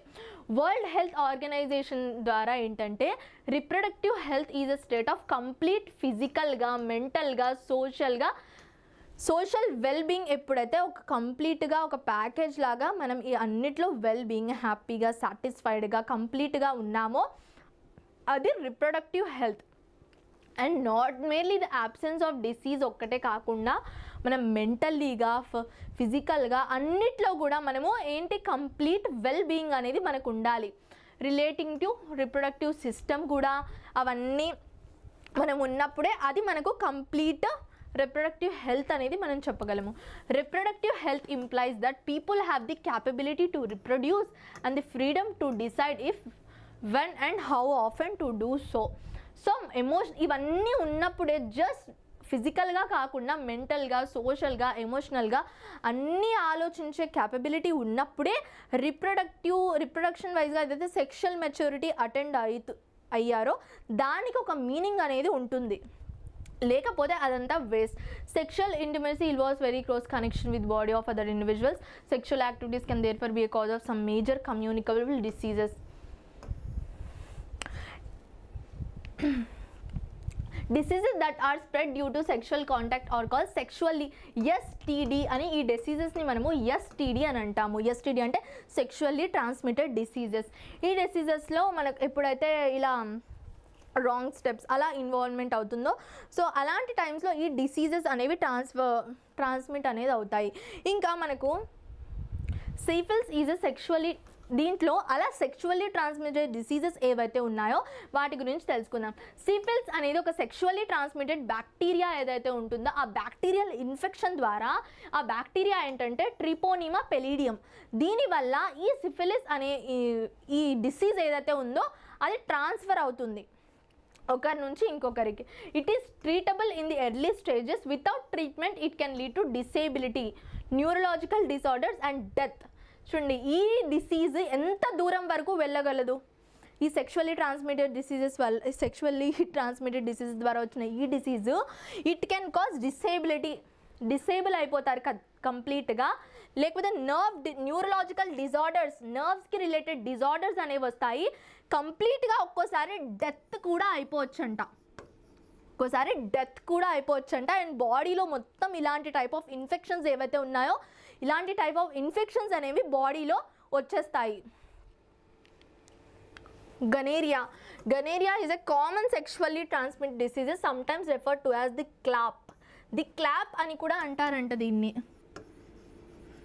గనేరియాని ఇంకో నేమ్ ఏంటి అని మీకు క్వశ్చన్ రావచ్చు, అప్పుడు you can write the clap. It is caused bacteria neisseria gonorrhoeae అనేది ఒక బ్యాక్టీరియా వల్ల, దేనివల్ల బ్యాక్టీరియం. మీకు క్వశ్చన్ రావచ్చు ఏ బ్యాక్టీరియా వల్ల ఈ గనేరియా డిసీజ్ అనేది ట్రాన్స్మిట్ అవుతుందంటే you can write neisseria gonorrhoeae. HIV AIDS చాలాసార్లు నాకు తెలిసినంత వరకు ఇప్పటికైతే మీరు చాలాసార్లు వినుంటారు ఈ word. Human immunodeficiency virus HIV అంటే. ఎయిడ్స్ అంటే అక్వైర్డ్ ఇమ్యూనో డెఫిషియన్సీ. ఇమ్యూన్ అంటే దీంట్లో ఏమవుతుందంటే ఇమ్యూన్ సిస్టమ్ ఏదైతే ఉంటుందో ఆ ఇమ్యూన్ సిస్టమ్ చాలా వీక్ అయిపోతుంది. ఇమ్యూన్ సిస్టమ్ వీక్, చూడండి మన ఇమ్యూన్ సిస్టమ్ అంటే ఏంటి, సోల్జర్ లాగా. ఇప్పుడు కోట చుట్టూ సోల్జర్స్ వీక్ అయిపోయారనుకోండి, అప్పుడు ఏమవుతుంది, కోటలో ఎవరైనా రావచ్చు, బయట నుంచి శత్రువులు వచ్చేసి కోటని మొత్తం ధ్వంసం చేసేయచ్చు. సేమ్ అలానే మన బాడీలో ఎప్పుడైతే ఈ సోల్జర్స్ మన ఇమ్యూనిటీలో చాలా ఇంపార్టెంట్ అయిన ఈ సోల్జర్స్ ఎప్పుడైతే వీక్ అయిపోతారో మన బాడీ ఏమైనా చిన్న డిసీజెస్, చిన్న ఇన్ఫెక్షన్స్కి కూడా బాడీ తట్టుకోలేదు. సో అలాంటి ఒక కండిషన్ అనేది ఈ ఎయిడ్స్లో వచ్చేస్తుంది. That targets and altars the immune system. చెప్తున్నాను కదా, ఇమ్యూన్ సిస్టమ్ మొత్తాన్ని చిత్తు చేసేస్తుంది. Increasing the risk and impact of the other infections. Immune system పడిపోవడం వల్ల ఏమవుతుంది, మనము చాలా ఈజీగా ఏ డిసీజెస్ అయినా మనల్ని అటాక్ చేసేస్తాయి. Without treatment the infection might progress into. చూడండి స్టార్టింగ్ మీకు డౌట్ రావచ్చు, హెచ్ఐవి ఏంటి, ఎయిడ్స్ ఏంటి, వీటి మధ్య డిఫరెన్స్ ఏంటంటే హెచ్ఐవి ఏంటి, స్టార్టింగ్ స్టేజ్ ఈ డిసీజెస్ స్టార్టింగ్ స్టేజ్ ఏంటి హెచ్ఐవి. అది ఎప్పుడైతే ముదిరి ఎక్కువ అయిపోతుందో చాలా రోజుల తర్వాత అది ఎయిడ్స్లోకి కన్వర్ట్ అయిపోతుంది. అడ్వాన్స్డ్ స్టేజ్లోకి అది ఎప్పుడైతే వచ్చేస్తుందో చాలా టైం అయ్యి చాలా ఎక్కువ ఎప్పుడైతే అవుతుందో అప్పుడు ఎయిడ్స్లోకి కన్వర్ట్ అవుతుంది. Once HIV infection develops into AIDS, infections and cancer pose a greater risk. Cancer, infections అలాంటి డిసీజెస్ అన్నీ వచ్చేస్తాయంట. ఎందుకంటే ఈ బాడీ ఇమ్యూనాలజీ సోల్జర్సే చాలా వీక్గా ఉన్నారు, ఏ డిసీజ్ అయినా అటాక్ చేయగలదు. ఫస్ట్ ఐడెంటిఫైడ్ ఇన్ 1981లో దీన్ని ఫస్ట్ ఐడెంటిఫై చేశారు. And HIV is the cause of one of the deadliest and most persistent epidemics. దీనికి ఇంకా కంప్లీట్గా మెడిసిన్ అనేది ఎయిడ్స్కి లేదు, ఇంకా కనుగొనలేదు, ఇంకా అది ప్రాసెసింగ్లో ఉంది. చాలా ఎక్స్పెరిమెంట్స్ జరుగుతున్నాయి, బట్ ఇంకా ఒక కంప్లీట్ మెడిసిన్ అనేది లేదు. క్యాన్సర్కి ఎలాగైతే ఒక స్పెసిఫిక్ మెడిసిన్ అనేది మనము ఇంకా కనుక్కోలేకపోయామో, సో అలాగే ఎయిడ్స్కి కూడా కంప్లీట్గా ఒక కంప్లీట్ ప్యాకేజ్ లాగా ఒక మెడిసిన్, కంప్లీట్గా ఎయిడ్స్ని తగ్గించేలాగా ఏ మెడిసిన్ అనేది లేదు. This is a virus thus can pass in normal person from an infected person. Syringes, మీకు నేను చాలా ఈ విషయం చెప్పాలి, ఎక్కడ పడితే అక్కడ సిరింజెస్ని అస్సలు ముట్టుకోవద్దండి. హాస్పిటల్స్లో అక్కడ ఇక్కడ వెళ్ళినప్పుడు, ఎవరింటికైనా మీరు వెళ్ళినప్పుడు కొంతమంది ఇన్సులిన్ తీసుకుంటూ ఉంటారు. మీ రిలేటివ్స్ ఇంటికైనా మీరు ఎప్పుడైనా వెళ్ళినప్పుడు అక్కడ ఉన్న సిరింజెస్ని, నీడిల్స్ని అసలు వేటిని ముట్టుకోవద్దండి. మీరు ఇప్పుడు చాలా మెచ్యూర్ అయిపోయారు, మీకు తెలిసి ఉండాలి ఏది ముట్టుకోవాలి ఏది ముట్టుకోకూడదు. మీ తమ్ముళ్ళు చెల్లెళ్ళు వాళ్ళు చిన్నపిల్లలు కదా, వాళ్ళకి తెలియదు. వాళ్ళు ఇలాంటివి ఏదైనా ముట్టుకోవాలన్నా మీరు చెప్పాలి, లైక్ ఇలాంటివి అస్సలు ముట్టుకోవద్దు. మనం ఇదంతా వాళ్ళకి ఎక్స్ప్లెయిన్ చేయలేము, బట్ మీరు చెప్పొచ్చు కదా దాని మీద బ్యాక్టీరియా ఉంటాయి, వైరసెస్ ఉంటాయి, దాని మీద పురుగులు ఉంటాయి, అవి నీ బాడీలోకి వెళ్తాయని చెప్తే ఇంక వాళ్ళు ముట్టుకోరు కదా. ఎందుకంటే ఇవి మనము కామెడీగా అనుకుంటాము, బట్ ఇవి చాలా చాలా సీరియస్ ఇన్ఫెక్షన్స్ అండ్ సీరియస్ డిసీజెస్ని కాజ్ చేస్తాయి. సిరింజెస్ని అస్సలు ముట్టుకోవద్దండి, ఎక్కడైనా ముట్టుకోవద్దండి. గ్లోవ్స్ లేకుండా సిరింజెస్ని అస్సలు ముట్టుకోవద్దు. బట్ ఇంకా గ్లోవ్స్ ఎందుకు మీకు చెప్పండి, ఇప్పుడు గ్లోవ్స్ వేసుకొని సిరింజెస్ ముట్టుకునే అవసరం ఏముంది చెప్పండి మనకు. సో సిరింజెస్ దగ్గర ఎక్కడైనా కనిపిస్తే ఈ ఇంజెక్టింగ్ నీడిల్స్ వాటి దగ్గర అస్సలు వాటి జోలికి వెళ్ళొద్దండి. It can be transmitted. కొంచెమైనా మీకు కుచ్చుకుంది అనుకోండి, ఒకవేళ ఎయిడ్స్ ఆర్ హెచ్ఐవి ఏదైనా వేరే ఇన్ఫెక్షన్ ఉన్న పర్సన్ బ్లడ్ దానికి అంటుకొని ఉందా, అది మీకు కుచ్చుకుంది అనుకోండి, ఎంత పెద్ద ప్రాబ్లం క్రియేట్ అయిపోతుంది కదా. సో అందుకే అలాంటివి అస్సలు ముట్టుకోవద్దు. Infant from the infected mother through her milk ద్వారా, ఒకవేళ మదర్కి ఆల్రెడీ ఈ డిసీజ్ ఉందనుకోండి, హెచ్ఐవి ఆర్ ఎయిడ్స్, ఒకవేళ ఆ ఇన్ఫెక్టెడ్ మదర్ బేబీకి మిల్క్ ఫీడ్ చేస్తే ఈ డిసీజెస్ అనేది ట్రాన్స్మిట్ అవుతుంది. The virus can also be transmitted through sexual contact with a person infected with HIV and unprotected consummation ద్వారా కూడా ఇలాంటివన్నీ జరుగుతాయి. Will make major demands on the body and the mind of the woman. నిజంగా like ఇది ఒక చాలా complex stage అనమాట ఒక ఉమెన్ లైఫ్లో. మన మమ్మీ వాళ్ళందరూ ఈ చాప్టర్ అయిపోయాక ఫస్ట్ మీ మమ్మీ వాళ్ళ దగ్గరికి వెళ్ళి ఒక మీ మమ్మీ వాళ్ళని ఒక గట్టిగా అలా హగ్ చేసుకోండి. హగ్ చేసుకొని థ్యాంక్స్ చెప్పండి, thank you so much mummy అని చెప్పండి. అట్లీస్ట్ మనం వాళ్ళు చేసినంత మనం చేయకపోయినా అట్లీస్ట్ కొంచెమైనా చేసినట్టుగా ఉంటుంది కదా. నేను కూడా ఈ సెషన్ అయిపోయాక వెళ్ళి మా మమ్మీతో మాట్లాడేస్తాను. మా మమ్మీ మా ఇంట్లో ఉన్నారు, నేనేమో ఇక్కడ ఉన్నాను, అట్లీస్ట్ మీరు మీ పేరెంట్స్తో ఉన్నారు, బీ హ్యాపీ ఫర్ దట్. ఎవరెవరు మీ మమ్మీ వాళ్ళకి థ్యాంక్స్ చెప్తారు వెళ్ళి సెషన్ అయిపోయాక చెప్పండి, కమెంట్ చేయండి నాకు ఎవరెవరు థ్యాంక్స్ చెప్పారు వాళ్ళ మమ్మీకి for doing all of this greatest thing. Unplanned pregnancy may also take a heavy toll in both parents and the child. Parents may not be able to provide necessary resources to the holistic development of the child. Mentally and ఫైనాన్షియల్గా ready లేనప్పుడు ఇవన్నీ చాలా చాలా effect అనేవి చేస్తాయి. Regular medical checkup and test can help the patient to deal with the disease at primitive stages. స్టార్టింగ్లోనే ఇలాంటి diseases ఏవైనా ఉంటే వాటి నుంచి బయటికి వచ్చేయచ్చు. హార్మోనల్ కొన్ని మెకానికల్ బ్యారియర్స్ ఏవైతే ఉంటాయో అవి అన్వాంటెడ్ ప్రెగ్నెన్సీని ప్రివెంట్ చేయడానికి, లైక్ ఈ బ్యారియర్స్ లైక్ మనకు కొన్ని ప్రొటెక్షన్స్ అండ్ ఇవి ఏవైతే కాంట్రసెప్టివ్ పిల్స్ ఏవైతే ఉంటాయో ఆ బర్త్ కంట్రోల్ పిల్స్, ఇవన్నీ కాంట్రసెప్టివ్ మెథడ్స్ అనేవి. Contraceptive devices like inserted in the uterus of the female, ఈ కాపర్ టీ అని అంటాము, ఇవి నీడెడ్ రిప్లేస్ ఎవ్రీ 3 to 5 yearsకి రిప్లేస్ చేస్తారు వీటిని. అండ్ వీటి వల్ల కొన్ని సైడ్ ఎఫెక్ట్స్ కూడా అవ్వచ్చు. Irritation of the uterus, like that మీకు క్వశ్చన్ రావచ్చు, what are the side effects of the contraceptive devices like copper T అని, ఇలాంటి క్వశ్చన్స్ రావచ్చు. సో మనం ఏం చెప్తాము, ఇరిటేషన్ ఆఫ్ ది యూటిరస్ అని అలా చెప్తాము, అలా రాయొచ్చు. Contraceptive use of copper T loop by women. కొన్ని కాంట్రసెప్టివ్ డివైజెస్ ఏంటంటే some prevents from reaching the ovum, some make unsuitable for implantation etc. Surgical barriers, కొంతమంది సర్జికల్ బ్యారియర్స్లో మనం చూసుకుంటే ఏం జరుగుతుందంటే పర్మనెంట్, ఇవి సర్జికల్ బ్యారియర్స్ అనేవి పర్మనెంట్ మెజర్స్, పర్మనెంట్ కాంట్రసెప్షన్స్ ఇవి. దీంట్లో in this gametes carrying tubes vas deferens in males and fallopian tubes in females. They are cut and tied to prevent release of gametes. వాటి ఒక continue వే ఏదైతే ఉంటుందో వాటిని cut చేసేస్తారు చూడండి. మేల్స్లో అయితే వాసెక్టమీ అని అంటారు దాన్ని, ఫీమేల్స్లో అయితే ట్యూబెక్టమీ అని అంటారు. మేల్స్లో చూడండి ఈ వ్యాస్ డిఫరెన్స్ ఇక్కడ వరకు కట్ చేసేసి టై చేసేసారు. ఎందుకు? స్పర్మ్స్ బయటికి రాలేవు, ఏదైతే ఉన్నాయో అవి కట్ చేసేసారు. సో అక్కడికి కాంట్రసెప్షన్ అనేది ఒకటి. ఇక్కడ ఈ స్పర్మ్ అనేది ఇక్కడికి వచ్చాక ఇక్కడికి రీచ్ అవ్వలేదు, ఎందుకంటే ఇక్కడికి దాన్ని కట్ చేసేసి ఫెలోపియన్ ట్యూబ్స్ని కట్ చేసేసి టై చేసేసారు. సో అదొక contraceptive method. Medical termination of pregnancy or abortion. Surgery can be done for removal of unwanted pregnancy. This is called medical termination of pregnancy or abortion. Medical termination of stop female feticide. ఇప్పుడు ఇదంతగా maybe చిన్న చిన్న విలేజెస్లో తప్ప ఇప్పుడు ఇదంతగా లేదు అని అనుకుంటున్నాను. ఎందుకంటే ప్రీవియస్ టైమ్స్లో మన పురాతన కాలంతో కంపేర్ చేసుకుంటే కొన్ని రీసెంట్ ఇయర్స్లో ఏమైందంటే అమ్మాయిలు కూడా ఇలా అసలు అమ్మాయిలు అబ్బాయిలు అనే డిఫరెన్స్ అనేది చాలామంది మర్చిపోయారు.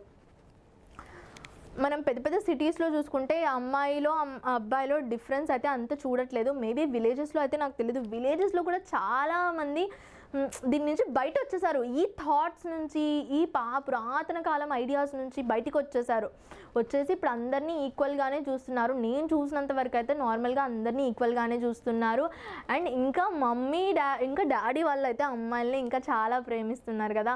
అబ్బాయిలతో కంపేర్ చేసుకుంటే ఆ అబ్బాయి ఏమైనా అడిగితే వాడికి ఒకటి గుద్దు కూర్చోబెడతారు. అదే అమ్మాయిలు అడగగానే డాడీ వాళ్ళు ఏది కావాలంటే అది కొనిచ్చేస్తారు. అండ్ అలాగే అబ్బాయిలు మమ్మీకి ఏది కావాలంటే అది వండించుకొని తింటారు. అదే అమ్మాయిలు అడిగితే మమ్మీ వాళ్ళు వింటారు, బట్ ఎక్కువ మన అమ్మాయిల గారాబం అంటే డాడీ దగ్గరే, అబ్బాయిల గారాబం అంటే మమ్మీ వాళ్ళ దగ్గరే.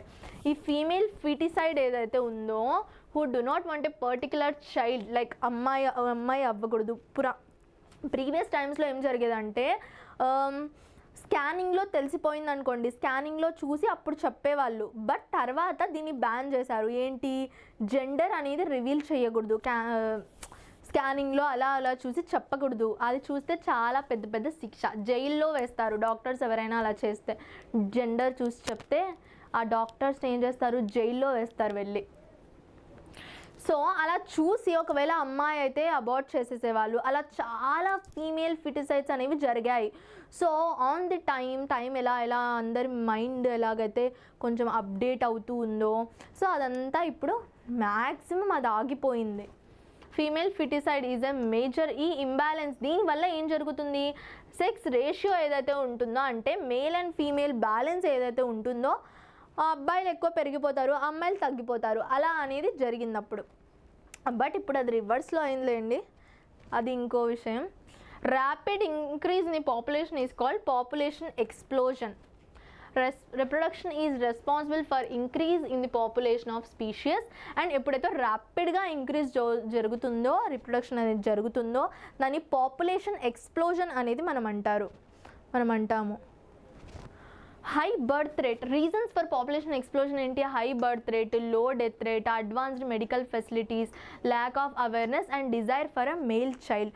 అబ్బాయే కావాలండి అమ్మాయిలందరినీ ఫిటిసైడ్ చేసేసేవాళ్ళు. ఇంకా కాన్సిక్వెన్సెస్, పాపులేషన్ ఎక్కువ అయిపోతే ఏమవుతుంది? అన్ఎంప్లాయ్మెంట్ అవుతుంది, poverty, sanitation problems, rise in diseases, global warming జరుగుతుంది, డిస్ప్రపోర్షనేట్ ఆఫ్ స్టాండర్డ్ లివింగ్ ఉండదు, అలా జరుగుతుంది. సో మనం ఇదంతా ఒకసారి రివిజన్ చేసేసుకుందాము, సమ్మరైజ్ చేసేసుకుందాం, సరేనా? Anthers produce pollen grains. Anthers produce pollen grains that are transferred to the stigma by the process of pollination. Pollination ద్వారా ఇదేదైతే ఉందో pollen grains అనేవి ఎక్కువ చోటు నుంచి యాంథర్ నుంచి స్టిగ్మాకు వెళ్తాయి. పాలినేటింగ్ ఏజెంట్స్ ఏంటి? Wind, water, animals, birds, insects. అవి ఏంటి? Pollinating agents.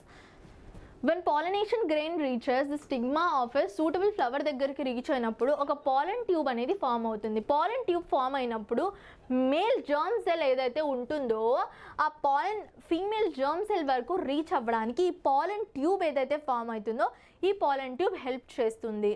The ovary of the flower, ovary వరకు వెళ్ళి ఫర్టిలైజేషన్ క్యారీ అవ్వడానికి అది అనేది హెల్ప్ చేస్తుంది. After fertilisation ovary develops into a fruit and remaining parts of the flower, petals అవన్నీ, సెపల్స్, స్టేమిన్స్, స్టైల్స్, స్టిగ్మా అవన్నీ ఫాల్ ఆఫ్. అవన్నీ వెళ్ళిపోతాయి. Sexual maturity is defined as the capability of an organism to reproduce. Indulging early age may have many health consequences and lead to unwanted pregnancy. It is very important that we take care of our reproductive health during this period. Reproductive health implies that people have the capability to reproduce and decide, freedom to decide and when and often how to do so. Idi syphilis, gonorrhea, HIV, AIDS are the major sexually transmitted diseases causes due to like ఇలాంటివి ఏవైతే activities ఉంటాయో దానివల్ల ఇవన్నీ cause అవుతాయి. So that's it. Like మీకు నచ్చిందా ఈ session and comment చేయండి. మీకు ఎప్పుడైనా మీకు స్ట్రెస్ అనిపిస్తే don't forget me, try to connect with me on Telegram. Will have a chit chat.